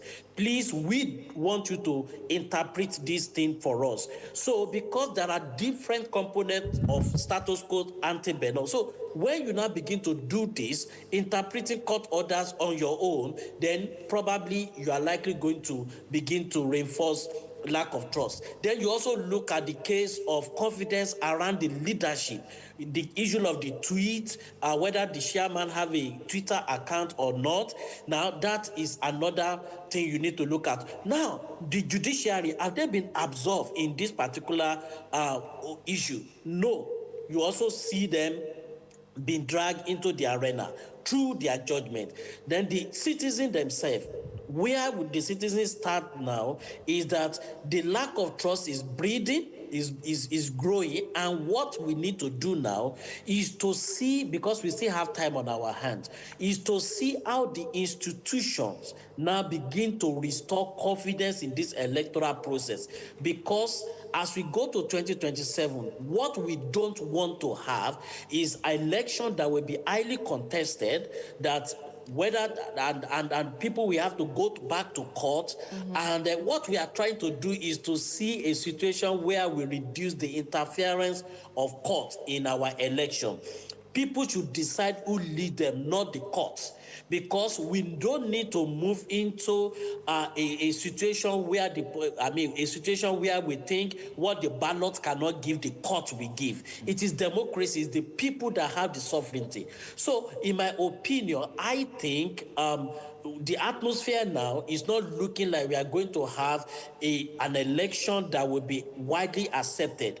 But we still have time on our hand to correct some of the anomalies that we have now, allow the political parties most especially the opposition, to organize and contest. And the beauty of election is the contest. When there is no contest, it's not the, I mean, you are not likely going to have election. Okay. So what it means is that one has to be done. The security agencies, the judiciary should also know their limit on what they need to do. And again, the politicians need not to begin to overhype the politics, in the sense that I go back to what my colleague Austin said. Look, that provision, Section 63, is not a new provision. It was in 2010 provision. It was in the 2022 provision. So it's not new. Why we are raising this issue now is what I don't really understand. So, because every little narrative have a way of shaping the election and then have a way of breeding suspicion. So for me, I think we need to do more to restore confidence, or else the implication is, basically, let me mention two. Number one, you are likely going to have higher voter apathy, low voter turnout when it comes to 2027 election. Number two, you are likely going to have an election wherever is swing to that will be rejected, and we don't want to have such on our hands as we move to 2027. All right, still remaining with you, Bukola, talking about, keeping the elections, credible and restoring confidence. The National Assembly have resumed, plenary after their 3 weeks break. Now, there's a whole lot on their table, a whole lot of clamor from Nigerians, and one is on the Electoral Act as well. But this time around, let's look at the transmission of results. Is that one that they should revisit to be able to also keep the credibility or confidence of the elections going into 2027? Well, if they have the opportunity to review it, fine, because the initial proposal is let there be transmission without a proviso. So if they want to go back to that state where they want to remove the proviso, because see, one of the things we have seen in Nigeria is that proviso always become the major law, and then we will abandon it. And I give you an example. You see, in Nigeria today, the law says you cannot decamp, most especially legislators, governors, all of them. You cannot decamp. But there is a proviso. And that proviso now says if there are issues in your political party, if there are disagreement or probably let's just put it as crisis in your political party, then on that basis, you can defect. Now, what are we having today? It is that proviso that have become the major, that everybody is now decamping and now citing that, look, there are internal crises in my political party. There are internal crises. So when you look at our experience from where we are coming from, and that is why someone like me say, look, with our experience and our attitude that we normally major on the proviso, there are likelihood that proviso on that electronic transmission that say in case there is no communication, in case there is communication failure, there may be that at the end of the day, we may experience wide communication failure. And then we want to move into that manner. So, but what it means, again, see, the issue about election, let's talk about it. It is not about the law. And I think my colleague will agree with me, because both of us have also done some international. Let's even take Ghana here. He has monitored election in Ghana. The issue about election is not solely about the law, it's solely about the attitude at which we respect our law. See, if we have the right attitude, there is no even need to amend the Electoral Act of 2022 that we only tested for one election. But what it means is that because of our attitude, and we don't trust one another. We don't trust, opposition doesn't trust what the ruling party will do. The ruling party doesn't trust what the opposition will do. So we want everything spared out. So what it means is that now, and in how many countries spared out everything from point A to point B? Look at it. We are even having a conversation whether INEC guideline is sufficient, is tenable in court or not. So with what I think we need to do is the most important thing for us now, irrespective of amending the law, is the most important thing is how do we trust. Go and amend the law. Don't trust the process to grow.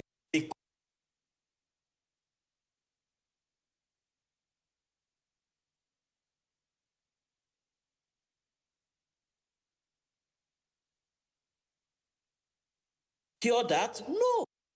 We need to see.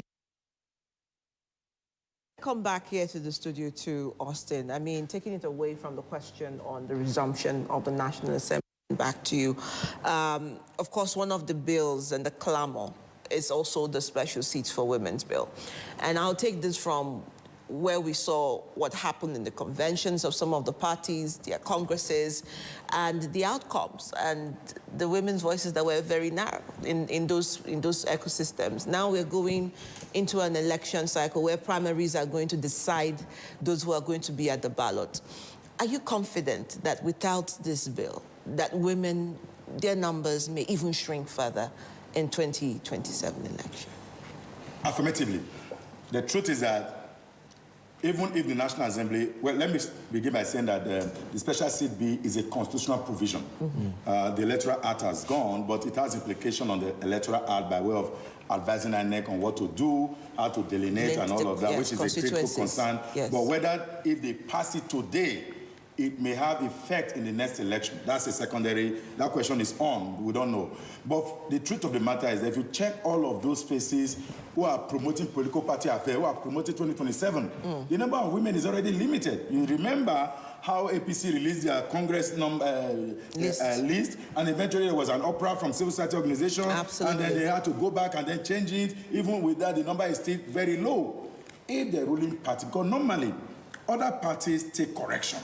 You know, in military, they take correction. You know, you take correction from your right hand, and other parties take correction from the ruling party. If the ruling party is having this low representation, then the other party will just flow, because again, you want to pull out your best 11, and sometimes your best 11, they will tell you that the woman is not in the best 11. Absolutely. And maybe one or two women can form that 11, or maybe one out of 11, so you have 10-1. So that's likely what will happen in this election. And yes, I agree with you, there may be further nosediving of the number of representation of women, unless these parties, these political parties, particularly the ruling party, and whoever the major opposition party may be, because we don't know that major opposition party as we speak today, until the Supreme Court comes back, if they ever come back. Because we've had incidents where the Supreme Court will reserve judgment and they will never come back. One case in point is the Rivers State military administrator. Till today, the Supreme Court have not returned back. So the Supreme Court can just go, they can just travel, I mean, in our local palace. And until such a time, they can come, or they go on retreat. They can come back July, primaries is over. So the Ibadan Convention is actually responding to some of those things. And I think it's important that civil society should advocate to political parties while waiting for the law, that you negotiate. I recall when I worked for a non-profit organization many years ago, we had to negotiate with political parties on numbers. Far back, it was reduction of, no payment of a special interest fund in 2007, and we thought that strategy was very wrong. It actually reduced the number of women. So in negotiating, the women should prepare to pay the necessary bills. Because when we are talking about consensus, if you don't pay those bills, you are not going to be on the table during negotiation. And consensus is for the big boys. When I say the big men, and the big owners boys, of the party. Yes, yes. And talking about ownership of the party, I'm bringing this because if you're speaking to the powers of the APC as the popular party, and with governors hijacking the nomination forms. And usually it is only for the highest bidder when those forms are hijacked and the governor's voice. How do women have a chance in those kinds of things? So there is a highest bidder and there's a highest voice.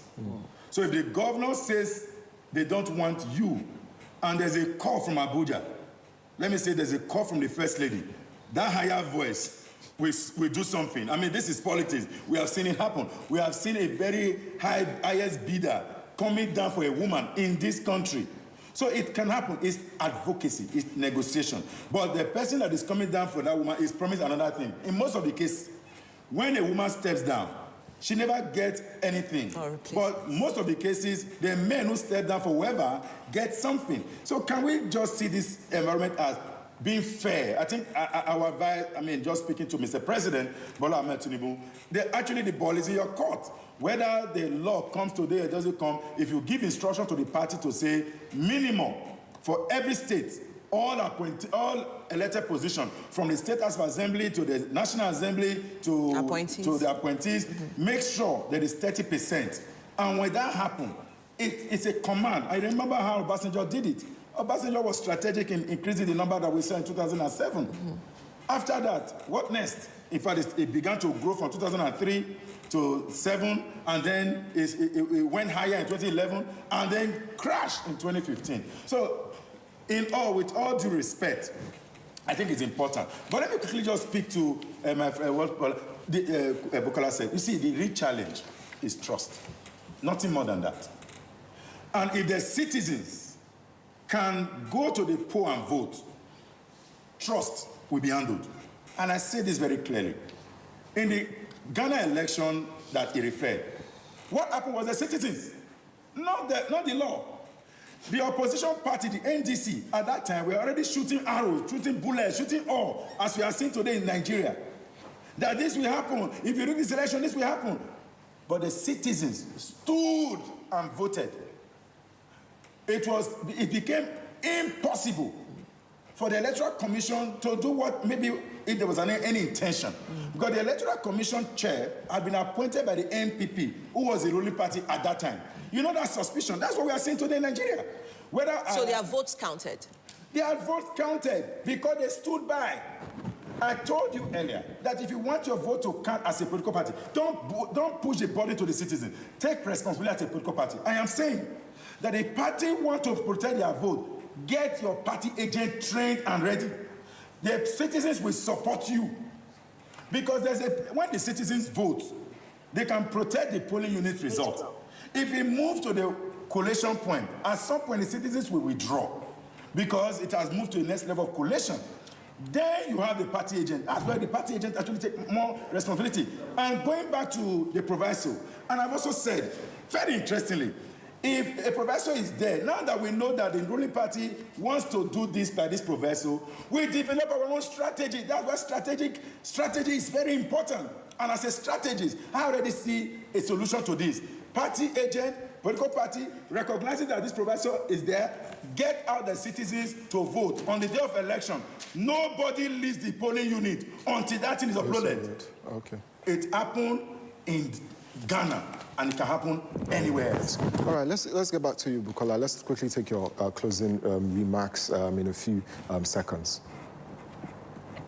Thank you very much. I think, like I said, I think all hands need to be on deck now, and most especially to begin to shed more light, to begin to intensify conversation around credible election. See, what the governor of Oyo State said is just trying to remind us that we need to put our house in order.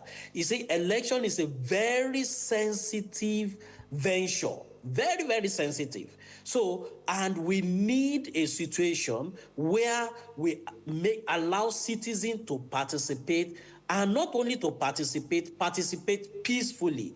All institutions have to be neutral.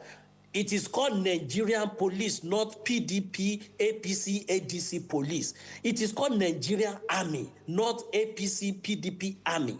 So all institutions have to be neutral. It is called INEC for a reason. Independent is there for a reason. They don't need to be partisan. The judiciary is there to be neutral arbiter. So I think what we need to do is to see a situation where we elevate our national interest more than our political affiliation, because the country needs to exist before our political party exists. And that is the most important thing. So we need to do a lot now, including the media. I like the conversation we are having this morning. We need to keep shedding light on this to make sure that, look, we have a credible election, that we usher in the people's choice. And when the people's choice is there, then people are bound to live with whatever choice they made. Not only that we will now have an election and then we will now begin for years and months be contesting legality of whoever is there. So we need to begin to look at that now and move forward. And just in 1 second, I also want to use the opportunity. As the lawmakers go back, they should prioritize that gender bill. They should prioritize that special seat. It is needed. Even if we are not practicing it now in this coming election, let's have it. I mean, Nigeria cannot lag behind. Look at it. We need to transit from a situation where we see women as good as campaign material and not an elective material. No, we need to transit beyond that. Thank you. So much. Thank you so much, Bukola Idowu, Executive Director, Impact Development Initiative. Thank you so much for joining us. And also Austin Aigbe, Member Civil Society Situation Room. Thank you so much for joining us as well this morning. Thank you so much. Well, it's just a little bit over the top of the hour, sorry, but it's coming right now. Kakaaki Socials, to stay with us.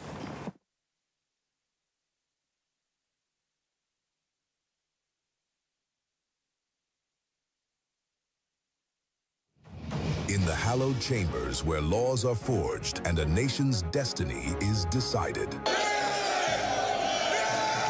This is your parliamentary program, Inside the Parliament on AIT. Voices rise, opinions clash, debates ignite. We cannot be apologetic in the discharge of our constitutional duties as lawmakers of the Federal Republic of Nigeria. The burden of proving that the elections have been conducted peacefully and in accordance with law must shift to INEC. From the Senate to the House of Representatives, this is where policies are tested, laws are crafted, and authority is held to account. We spoke to some lawmakers on their opinions of the document presented by the president. Every motion, every argument carries the hopes of millions. We need more hospitals, more health clinics in communities so that they can effectively take care of the primary health need of our people. The questions are tough. The exchanges are intense. Mr. President, you can have your way, but I will have my say. You can use the gavel, and I will use my voice. And those who want the proviso are 55 in number. And so the proviso says... But who truly stands for the people? Who is driving the change that defines our tomorrow? Let us tell ourselves the truth. Why are we here talking about LGBT, GTBT, whatever? Get the answers on Where Nigeria Decides on Inside the Parliament on AIT every Tuesday, 4:30 p.m.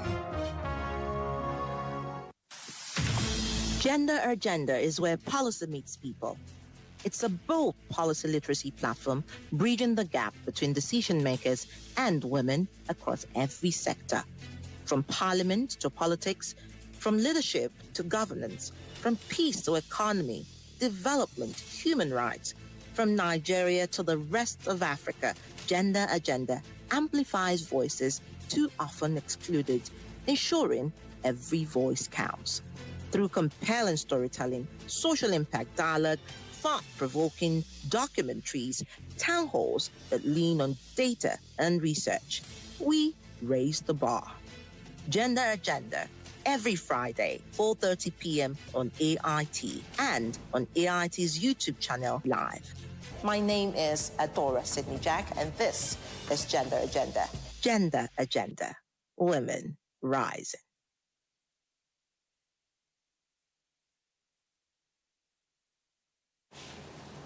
Hello, everyone. Excellent morning to you. This is Kakaaki Social. I am Onoshorena Obozigi, and it's super good to have you join us this Tuesday morning.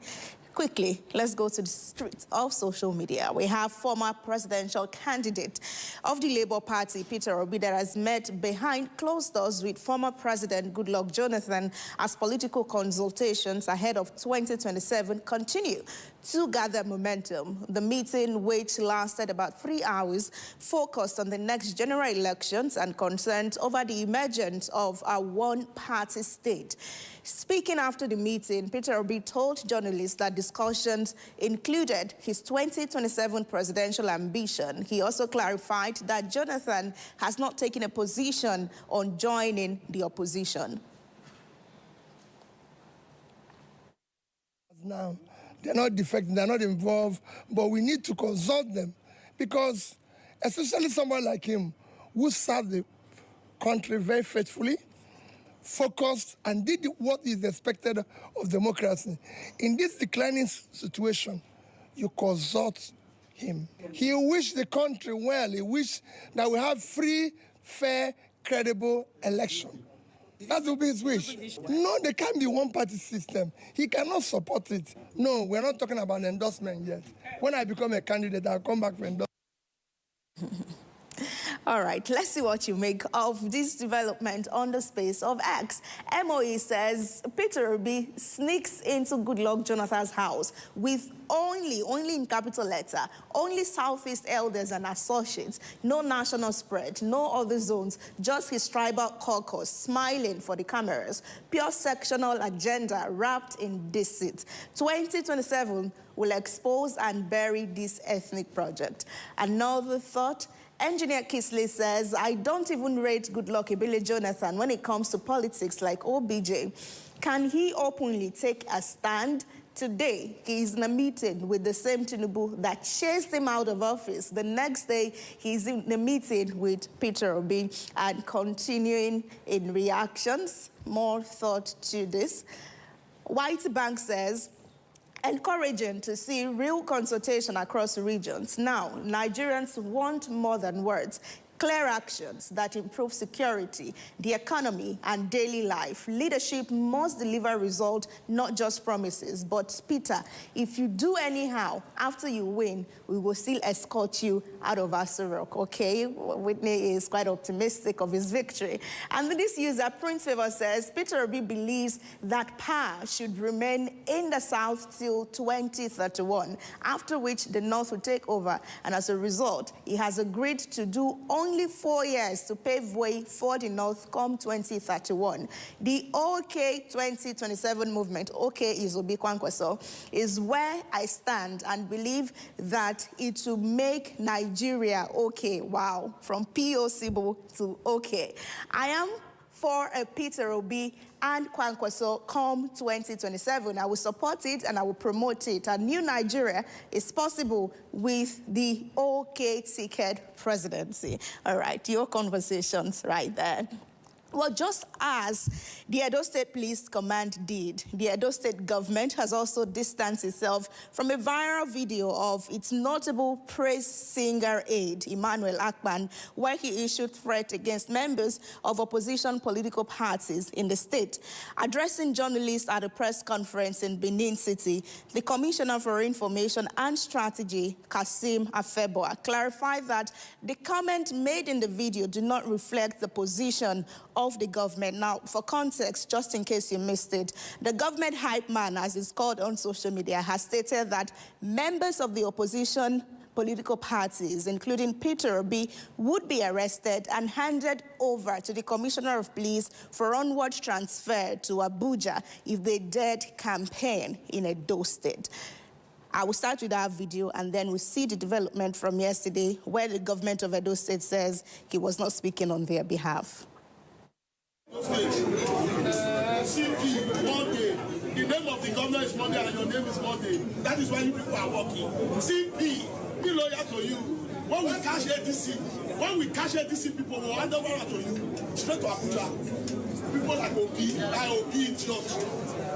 That the governor does not tolerate gangsterism, political hooliganism, and any attempt to subdue, to cow the opposition.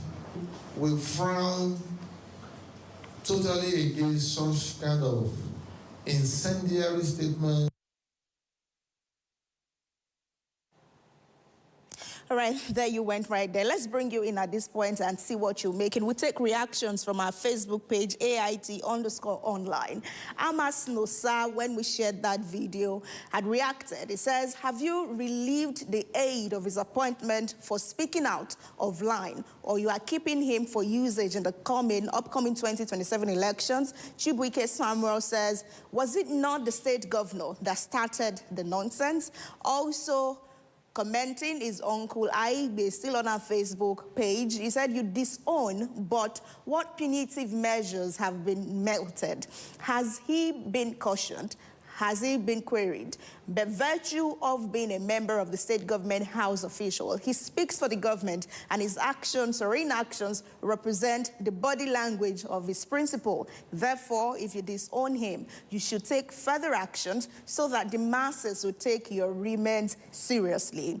And yes, Anya Sunday Stefano says, you can't distance yourself from the threat issued by that street urchin without arresting and prosecuting him to serve as deterrent to others. I mean, that guy is so on our faces on the space of social media. And about the last thing that he said was, the government of Edo State has taken insecurity from 0 to 99%, and he wanted to do that as in praise singing, but he definitely missed it right there. But so about the biggest story, the Nigerian army has paid a condolence visit to the family of slain National Youth Service Corps member Jamil Abdul Samad, who was killed by the army at about 2 a.m. on Saturday in Abuja.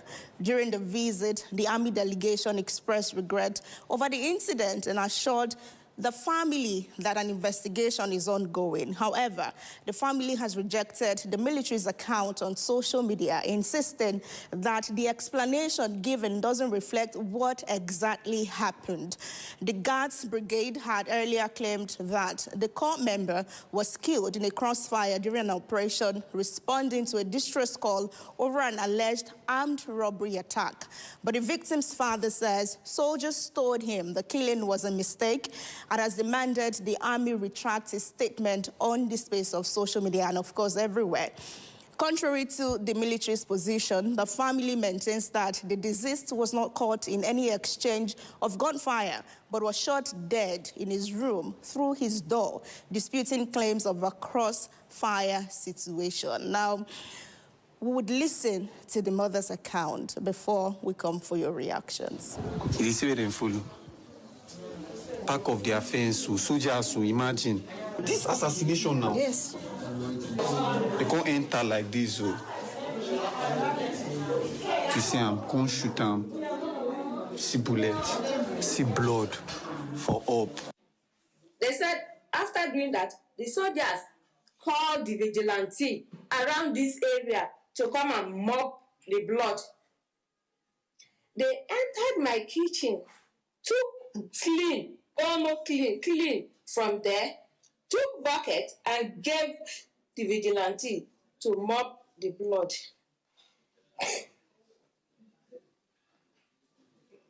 said, what happened? Why would they do that? What happened? This has been my question.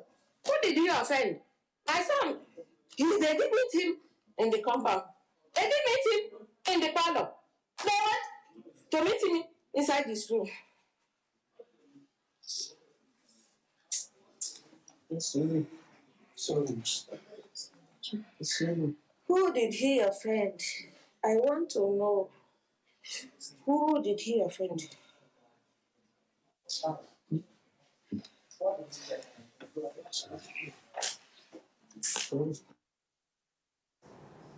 How sad.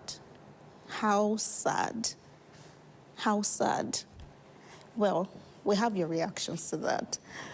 Ume says, in as much as it's a good thing that the military came for a condolence visit, I still find it strange that the soldiers had to jump fence, enter someone's house, and shoot them unprovoked in their own home. This is the kind of thing you hear hired killers do. May sudden, sad uncertainty never know us.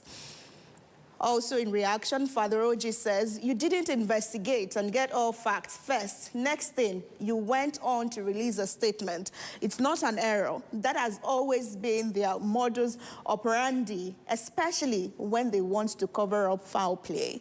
Another reaction, a risk period. Don says, please, justice must be served. Last month, it was a young girl in Borno hit by stray army bullet while in her home. This shouldn't be swept under the rug. Justice. Imagine not being safe outside and inside. This is absolute calamity. May his soul rest in peace. Another reaction, Vic says, I think there is more to his death. The military don't just move anyhow, especially here in Abuja. He might be targeted because he knew or saw something. Rest in peace, Samad. Indeed, rest in peace. That's about it that we could say. Such a sad story. But away from that, the story of Nigeria's insecurity and the activities of terrorists took a new dimension in Kogi State as suspected bandit abducted 27 people from an Islamic school, an orphanage in the Zariagi community of the Adavi local government area of the North Central. The attackers stormed the Tajuddin Islamic Foundation and Children's Home alongside the Darul Kitab Islamic Training Center late on Sunday night. Security operatives engaged the gunmen in fierce exchange of gunfire, leading to the rescue of 17 of the abducted victims, while efforts continue, of course, to secure the freedom of those who are still in captivity.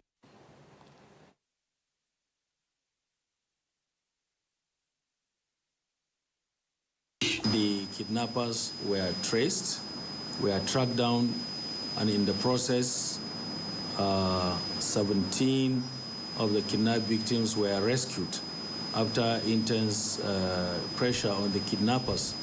But unfortunately, about 9 other victims could not be rescued, and the kidnappers escaped with them. Our governor help us, all the people are begging to help us. I don't know how we go do.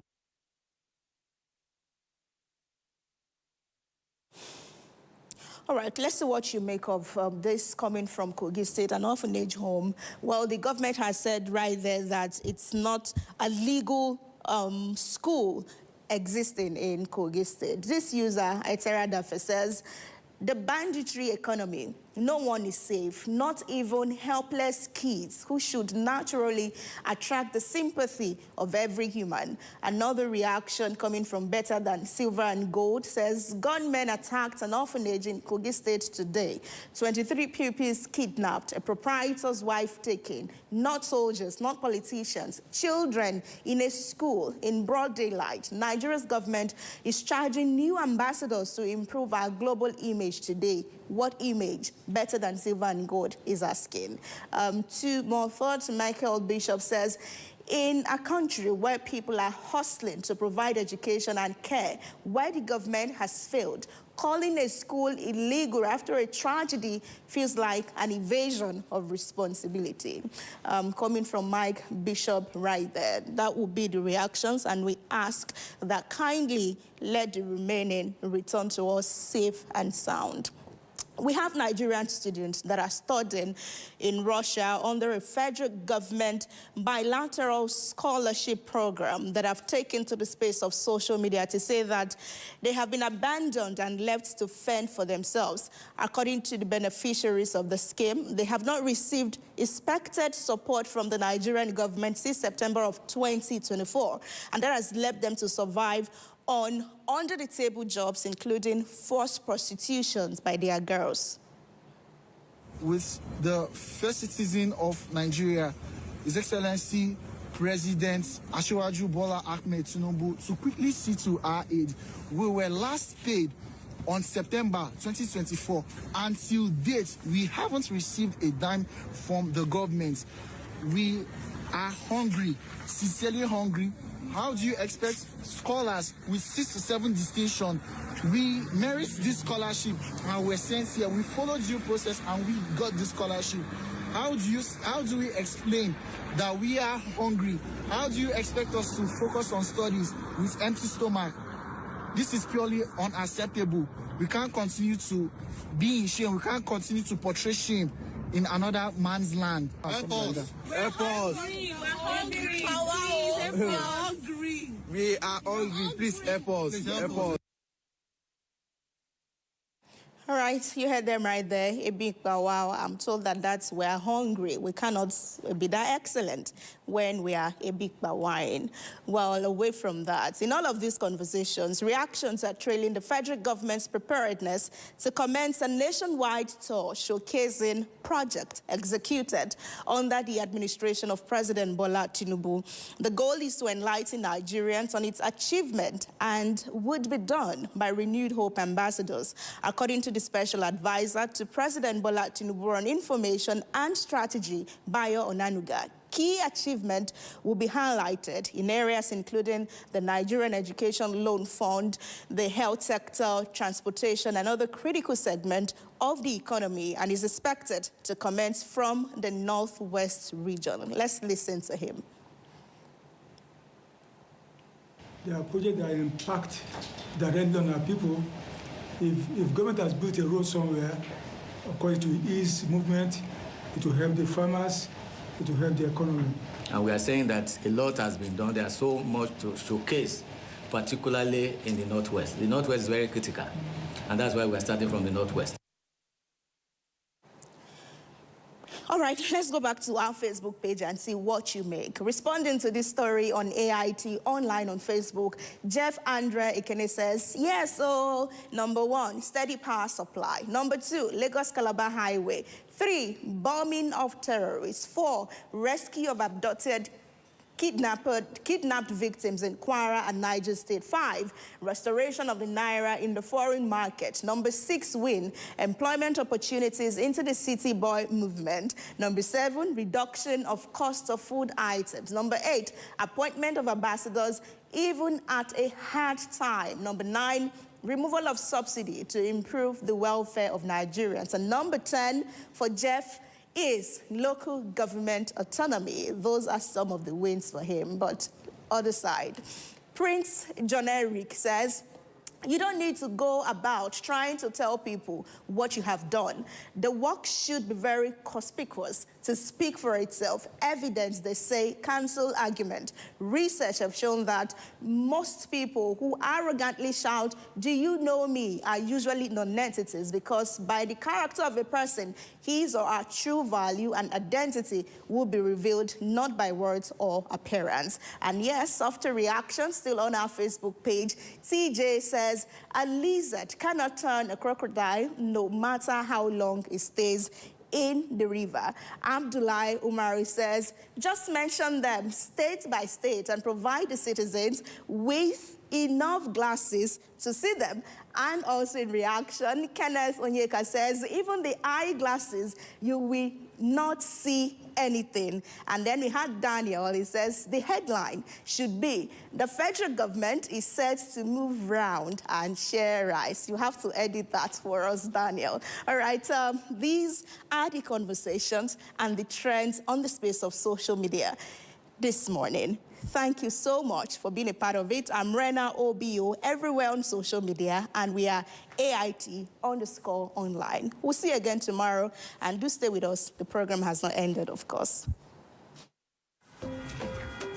My baba, they always say, for market, every day gets your own wahala. Sometimes people go on scam you.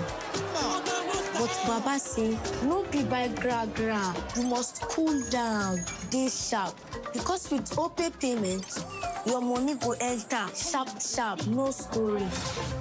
But inside market, anything fit happen. One day, we no see phone again. My Baba remember OPay USSD lock, dial *955*131#. Baba press am, lock account.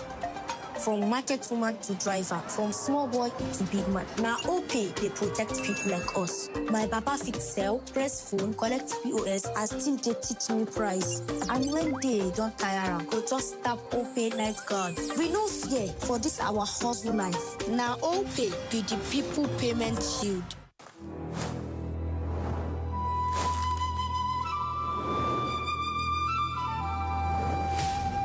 Kakaaki, now available in crayfish.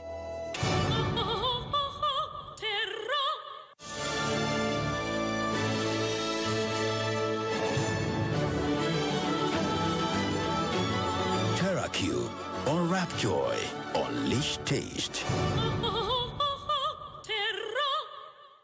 People, politics, and power brings context and clarity to issues and events in governance, democracy, and development. On People, Politics, and Power, we feature people who shape the events and define the issues. A lot of the agencies are still struggling with implementation of freedom of information. The government should come.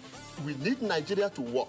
We examine the interplay and interaction of politics with power and their impact on policies and the people. It's about getting the system to deliver the kind of electoral outcome that people will be happy with. People, Politics, and Power with Imoni Amarere. Will low-performing agencies be held to account? Or will the numbers fade after the headlines? At 1 p.m. every Monday and Friday on AIT.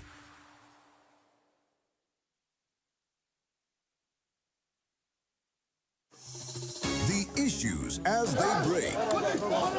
The multitude, the political figures, the state and non-state actors. There is a serious threat to democracy. And our government seem to be incapable of protecting. The scheming. This is not a period we should say bow and go. Every part of this country is equal. The intrigue. There can be no one person that is bigger than the party. Deft moves and the momentous declaration. We didn't get any protection. I'm not particularly against anybody. We track and capture them all. I don't believe in godfatherism in politics. Follow in-depth analysis and no-holds-barred interviews. Armed forces of the country is well capable. They need the political will. Are they just waking up from sleep? Is there complacency? Feel the pulse of happenings in the political arena on AIT Democracy Today.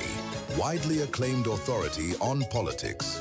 Monday to Friday, 7 p.m. Nigerian time.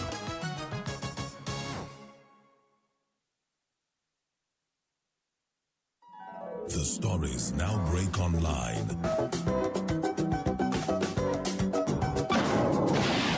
Don't miss anything from our real-time updates and exclusive content. Follow and participate in discussions on live TV studio programs to shape the narratives. Subscribe, engage, and share from AIT.live at AIT_online on X, AIT Online on Facebook, official AIT Live on Instagram, TikTok, and Threads on YouTube.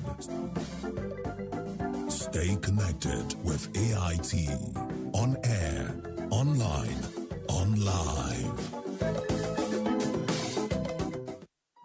The stories now break online.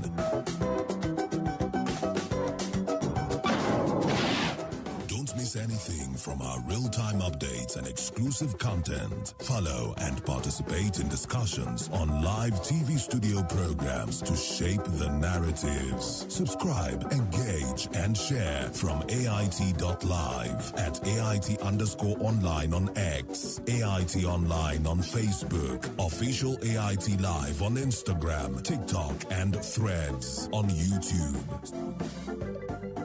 Stay connected with AIT. On air, online, on live.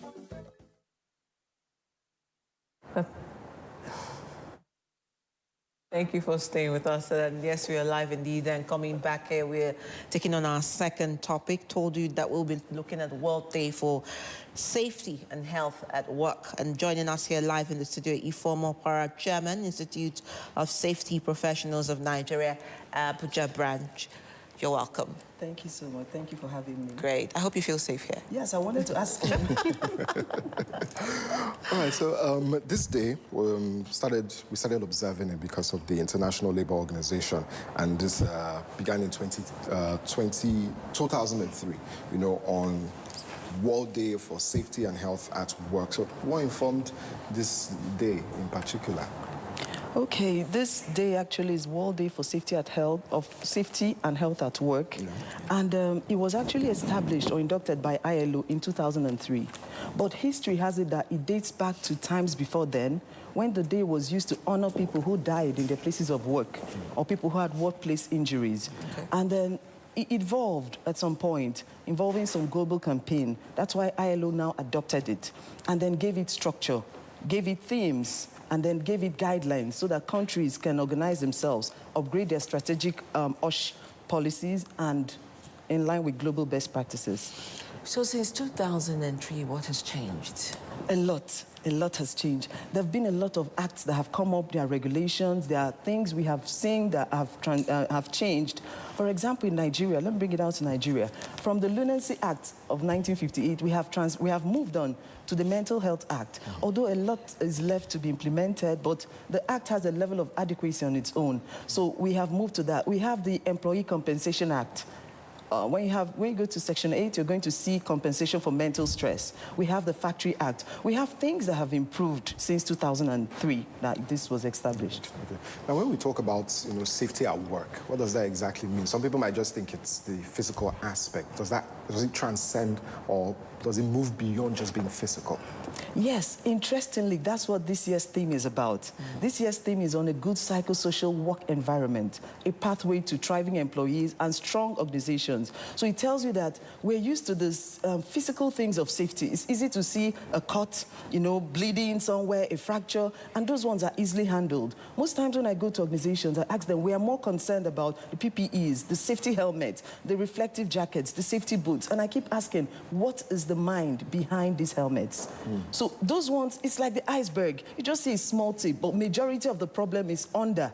So that's what this year's theme is going to address. Psychosocial safety, its effects are very profound. That's where you see workers having anxiety, burnouts, stress, a lot of decline cognitively and otherwise, So it's important those ones are handled because they are the ones that bring about those negative things in the organizations, which are also not seen, but they are shown in the output. For example, the productivity level, return to work rates, all these things become poorer with poor psychosocial working environments. Okay, so I hear you, and when I hear this, I hear mental health, I hear mental well-being. And to some people, some employers, it's a lot of responsibility, moving away from, physical welfare that you will normally have to deal with for your employees. Now, how significant is this, and how does the employer have to deal with this? It's not rocket science. It's just a part of what we are doing before. It's just that we have normalized taking in stress and a lot of things. So it becomes like it's a normal thing for us. But it's not beyond what employers are doing. That's why we're championing this day especially. Mental health has not been understood fully. That's why we're bringing a lot of awareness. I go to some organizations and I ask them, what do you think mental health is? When I start with what is mental health, they tell me mental health is madness, is this. They have a lot of expressions to say. And then I have to reorient them and tell them that, no, it's not about madness. The way you have your physical health is the way you have your mental health. So we tell leaders, we tell employers, we tell organizations, these things are just coming up with policies that integrate psychosocial risk assessments. And what does that mean? Probably daily mental health check-ins, you have mental health assessments, you have surveys, you take survey from your employees and all that. So these are little things they can do. Then encourage disclosure, open communication. That's another one we're having a problem with. A lot of workers are not able to speak up. We are trying to have organizations have disclosure policy where workers feel safe. Stigma is one of those greatest things why employees will not open up. So we are bringing these things to organizations, we're taking it to employers, we're telling them, please ensure that your people can actually speak up. When they speak up, you have a safer workplace, and they feel valued, respected within the workplace. All right, now, can you enlighten us on what actually that mental health is? Because there are a lot of people out there who do not know. When you talk about mental health to the average person walking the street, yeah, that's what they think about, and they'll be like, oh, especially when you go to the workplace, you say, you hear, oh, you're a full-grown man, you're a full-grown woman. Why will you be talking about, mental health? So what exactly is mental health? Mental health is just simply the ability to cope with stresses of life and be able to make your contributions to the society you exist in. You know, paraphrase from World Health. So it's nothing extraordinary. I'm sure if I ask both of you, you must have had some form of physical exercise this morning, right? But we are looking at the mental part. So many people don't check in on their mental health and know how to manage it. So most times we have to break it down, tell them this is what mental health is. It's about taking care of yourself internally, which will reflect outward. Now, mental health issues, interestingly, have a way of, you know, have a ripple effect. If you have mental health issues, before you know it, it degrades toward physical health issues. When the lack of sleep sets in, when those disturbances, next thing you see high blood pressure. In fact, ILO figures this year tell us that about 840,000 deaths are accrued to workplace psychosocial risks, you know. And CVDs, that's cardiovascular diseases, are a major part of things that cause those things. Then we have about close to 45 million having disability-adjusted life years. So you see the figures are staggering. So mental health is a place we are very passionate about now as safety professionals. In fact, this year, it's a call for us to take a look, sit back, recommit, and then reinforce that shared responsibility as safety professionals to be able to prevent workplace accidents, incidents, especially psychosocial risks and hazards in the workplace. All right, let's look at the fact that there have been attempts perhaps at, you know, improving health and safety policy for Nigeria, and I bring to the conversation on the 2016 occupational occupational safety and health document, and of course talking about how safe it is to be in the workplace, guiding that. Do you think that organizations really understand what these policies say? They are adherent to it, and really, are there any penalties for defaulting members? Oh, yes. A couple of organizations are beginning to understand it, because we take this awareness cross industries, and we see a lot of them adhering to the thing. It's just about policy creation and implementation. We have laws. We have, okay, for example, I talked about the Employee Compensation Act, 2010. Section 8 talks about mental stress and talks about what it takes, you know, what a mental stress is in relation to the act. And now we see the MD of that organization, NSITF, being, you know, concentrating on the 3 pillars of OSH and taking more on preventive. So we've gone preventive. We don't want it to be a compensation thing. That's an example, one of the examples of organizations who have gone ahead.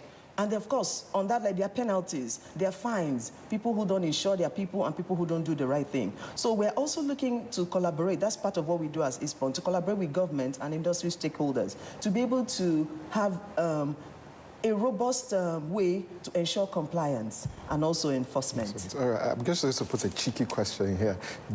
Do people's salaries impact on their mental health, you know, in their place of work? Because I hear a lot of people say, oh, if they increase my pay every year, maybe by 30%, you know, 40% and all of that, that also, you know, will help me in my workplace.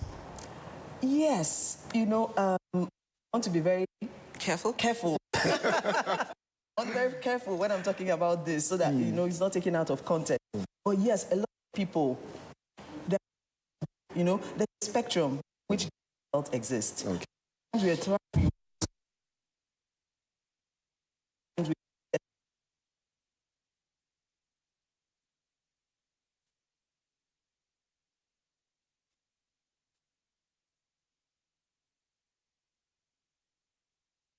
carries you going from inside, because if it is based on outward, for the like talked about, sometimes the more they increase, the more your problems increase.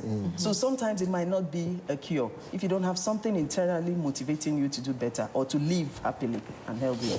Okay, so talking about, you know, respect for perhaps our local labor laws, there have been reports, and I'm sure you follow the stories, where organizations run by Chinese organizations, you know, flout local labor laws, put Nigerian workers under undue stress, and do not respect our labor laws under the Nigerian constitution. How do you look at that as something really important to look at? Because there have also been outcry by ILO and TUC on these issues. State governments, for instance, in Ogun State also decried, you know, the poor labor laws that are not being practiced by Chinese firms who are within the state apparatus. So what kind of conditionalities are given to perhaps immigrant organizations or international organizations that operate in Nigeria and do not respect the local labor laws? Adora, this is an interesting one. So, again, I want to be careful. Now, the laws are there. There are nobody is supposed to be above the law. As it is now, what we do as an institute is to do our regular inspections, audits, try to find out that, do our assessments within this organization. In last couple of weeks, I've been in some industries that were also owned by Chinese people. And then we had a lot of front and back with them. And then they actually, in fact, one of them actually made a comment, but I wouldn't say it online. And then it points to the fact that the laws are not being enforced the way they should. So right now, I'm very pleased we have a House Committee on Safety Standard and Regulation. I'm sure we know about that. And then we are working very closely with them to see how some of these people can actually be, made to face the law. And the most painful thing about this is most of our workers are not able to speak up. Even when we went to the organization, we found that many of them were not properly insured. We wanted them to speak up, but, he was going back. He wasn't able to speak. I looked at him and I said, no, you have to speak up if you need help. So when we had that discussion, after that, I had to get their payroll and then look at them, and finally, all of them have been insured today. So we need a lot of collaboration with industry stakeholders, with the government, with people in power to help us achieve this. Okay. We can't do it alone. All right, looking out, obviously you work with different organizations, to improve standards in their organizations. How would you speak to employers who probably go overboard with their staff? When people go for interviews, we hear ability to work under pressure.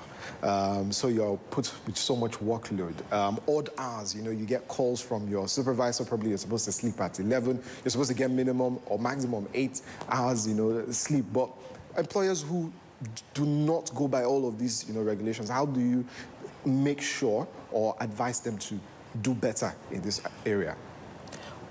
Most times we go to these organizations and we see them. We want to see documentation. We want to see sign in, sign out. We want to see a lot of information about their working conditions. Because one of the major things that leads to mental stress or mental health issues is this work overload we're talking about. And you see a lot of people, like I still say, not being able to speak up, even while you're there to help them. So we have had a lot of interactions with them, with the organizations, and we have encouraged them to kind of introduce shift systems, job rotation, especially when the people have spoken out that this is a burden to them. Even beyond speaking out. That's why this thing is a little beyond institutes as we speak. There needs to be a lot of government intervention. There needs to be a lot of compliance, follow-up. There needs to be a lot of enforcement. These are the only things that can get it to fully work. Because if you have a law and you don't have penalties for them, and even if you have penalties and they're not being, put to practice, then people are going to keep flouting it. There's not much you're going to do to be able to correct that. So that's why we're seeking strong collaboration. I keep mentioning collaboration because that's actually way to go. How do you often look at monitoring and evaluation? I mean, I hear collaboration, the reviews that you do with organizations, how many times in a year, from what time, and, in terms of expectations of outcomes and suggestions, what are the timelines that you give them? And I'm asking this, just buffering from what he just said, in terms of work overload. I'm also very concerned. Certain organizations, you walk into them and they do not have sanitation at heart, especially when you have a higher population of female in that space. And so you don't see toilet facilities, you don't see changing rooms, you don't see, crashes. How often are these conversations played out with organizations, and what are the timelines for evaluation? Okay, when we go to organizations like this, what we normally do, we conduct a risk assessment. And of course, recently we have introduced this psychosocial risk assessment, where we want to know how everything is going on. Welfare facility is one of those things we look out for. And then when we look at them, we have a risk assessment matrix. So when we plot our risk assessment, we prioritize the risks. When the risks are higher, when they are above the level that is stipulated, we request a stop work. We tell them to stop doing what you're doing. Then when it's within limit, but it still could lead to, injuries, fatalities, diseases, we ask them to put additional control measures. Now, prioritizing the risk is what gives us that timeline you're talking about. If a risk is top priority, we don't give timelines beyond now. We want it to stop now. But if we have a medium risk, we could give you time, say 3 months, 6 months, depending, and then we come back for a follow-up.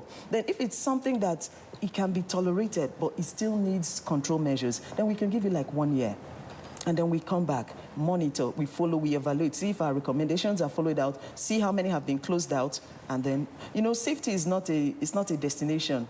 It's not something you do and stop. We always operate on a cycle because there's room for continuous improvement. So we don't stop at any point. We keep looking out for improvements and going on in that cycle. Okay, now, looking at the world outlook for, workplace safety, is there like a statistics to show where countries rank, and most especially, where does Nigeria actually rank in a standing like that? Don't be careful with that. I'm very careful with this.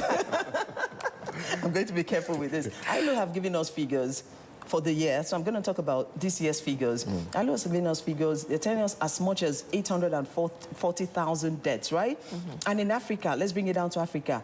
Among that, we have about 8,000 or 7,000, 70-something thousand among it. Then when we get to DAL-wise, we now have about 1,000 something being Africa. So we are not doing really badly per se. We're not doing really badly. We are not where we were, but we are not where we want to be. So we're making a lot of improvements. The statistics will keep improving, don't worry. We're not going to be careful on that when we do what we have to do. Okay, so let me come to the economics of unpaid care, which is absolutely an ecosystem that is often not spoken about when you're talking about labor laws, because the policies that we have, even the current review of the Nigerian labor law, seem to be struggling to know where to place unpaid care and how to go about it. And statistics show that at least 35% of carers, women, whether for persons with disability, housewives, mothers, are within the unpaid care ecosystem. How do we also strategically look at conversations of their well-being? Because whether you like it or not, these are people who are the back-enders and who are the gatekeepers of our own well-being. So where do we place them? Well, there's an informal economy, right? Yes. So that's where they are placed. People who are probably not very schooled, people who are not in the formal systems, people who do other things, like you said, at the back end. So they are placed in that. And some organizations have stepped ahead. Like I talked about NSITF, I'll always refer to them because the MD is doing so well. I always refer to them that they have gone ahead. They have made provisions for economies like that. They are somehow covered. Even when injuries occur in their work, though they are not very formally engaged, they have a way they are being taken care of. But some of these things we're looking at, again, are not within the confines of institutes. They are government issues. So we need, again and again, that collaboration with the government. And we're doing well on many fronts, actually. We're doing well on many fronts. We have also reached out to, 2-3 weeks ago, or last month, we were in the market spaces. I don't know if you saw that. We were advocating, doing CPR, doing a lot of first aid for people, to get covered. These are ways we can also reach out to them beyond having, so that they can be safe wherever they are and healthy. Is it also perhaps strategic to also look at how to engage? I mean, the NICF, you talked about their inroads so far being fantastic, but going just beyond, commentation, I'm looking at real-time evaluation of policy and intervention of such an organization or institute to look at how to begin the conversation to, one, legislate around issues like this. And I bring this forward because of countries like Argentina, countries like even, South Africa, Namibia, who are looking at unpaid care within the confines of legislation to say a certain level of welfare is provided for such people, for categories of such people, and even training if they choose to have it. Is this something that is doable? Yes, there's that. Like what NSITF does is to get to the associations. They get to them through associations or bodies. Right. Do you understand? Right. So when you do that, you're able to get them individually. So when they go out, yes, awareness sessions are being given to them in form of training you talked about. Yes. Awareness is being given to them. So they are made aware of certain things. You can see some of them, even like these bikers, people who do the Okada business. So they are all covered. They are all within the confines of this informal economy. And they are doing well so far. So we're going to also, it's a wake-up call for us as well to look more into that area, see how they can be introduced, how they can be encompassed and then taken care of altogether. Okay, so in organizations now, how do they structure themselves for organizations probably who do not have departments, watching over there? Who is that, burden supposed to fall in the organization to watch out for the safety of its workers? The employer. Completely, employer. There's an ILO document C155. It talks so much about what employers do for their employees. So now when we get to these organizations and we find out there's no structure, what we do is to try to get them to have that structure implemented. There's so many organizations we have brought about implementation of a health and safety unit or department, as the case may be, and they're thriving now. So it lies solely on the employer to ensure that people under your care are well taken care of. Depends on how he wants to go, how the organization specifics, however they want to give the nomenclature. You see some of them, HSC is merged with HR. You see some of them, HSC is in admin. You see some of them, health and safety is somewhere. But sometimes we tell them, yes, we expect there to be a synergy, but we expect strength from this department because it's supposed to be the bedrock of every organization to make sure that everyone is safe and healthy at work. Okay. All right, and in terms of insurance, and what I mean by this is, health insurance for workers. A lot of organizations default on it. How important is this? And then going ahead to look at the safety of workers, especially in terms of happenstance, accidents that are not, expected. It's there a rule to say that in every organization there must be a present, in-house organization or clinic or a first aid approach. Very, very important. It's one of those aspects we look out for in our risk assessment when we have our safety audits and inspections. It's one of the very vital things we look out for. There must be a form of insurance. Some people will tell us, oh, we have group life insurance, we have this. And we say that's okay. But again, I mentioned NSITF because every worker in Nigeria is supposed to be insured by NSITF. So when this happens, you're sure that when there's any issue, accident, illness, injury, death at work, when death occurs, they're even compensated. So this is a priority. This is one of the things I look out for very strongly when we go to organizations. Then we talk about first aid. Yes, first aid is that time. It's very important. What happens between when somebody gets injured and when you're evacuated. So it's a very important thing. So we look out for welfare. In fact, some organizations that have over 50, 100 people, we advocate they have a clinic. Okay, so also, what's this day? Is there anything being celebrated? Like, is there an event? Activity to mark today? Yes, everywhere. Like I told you, I have a couple of. Today is about today is about awareness creation. We're going to create awareness so that people know the magnitude of deaths, injury, illnesses that occur in the workplaces. Then we're going to do a lot of advocacy. We're going to do a lot of advocacy. We're going to do a lot of knowledge sharing. So you're going to see more of me today. Like, once I leave here, I'm going to several other organizations. We're going to do a lot of information today. In fact, for some, we're going to do some psychosocial risk assessment. Probably we start from here, and then we go further. All right, thank you so much. It's been great talking to you, and I think I learned quite a few things. Yes, absolutely, a whole lot. And also maybe, and you will analyze if we are also lacking in our own aspects as well when it comes to safety. All right, so thank you so much, Ifeoma Okpara, Chairman, Institute of Safety Professionals of Nigeria, Abuja branch. Thank you so much for joining us today to speak on World Day for Safety and Health at Work. Thank you so much. And all the best. Thank you so much. Take a lot of water so you don't run out of breath. Thank you. All right, that's, of course, where we draw the curtain today, and it's fantastic that we're ending it on this note. And if you're an organization looking towards do your checks and balance. Are you defaulting? Are your workers happy? Are you also providing an enabling environment for their mental health? Key questions. Madora Sydney Jack, thank you for joining us today. And I am Chukwuemeka. Bye for now.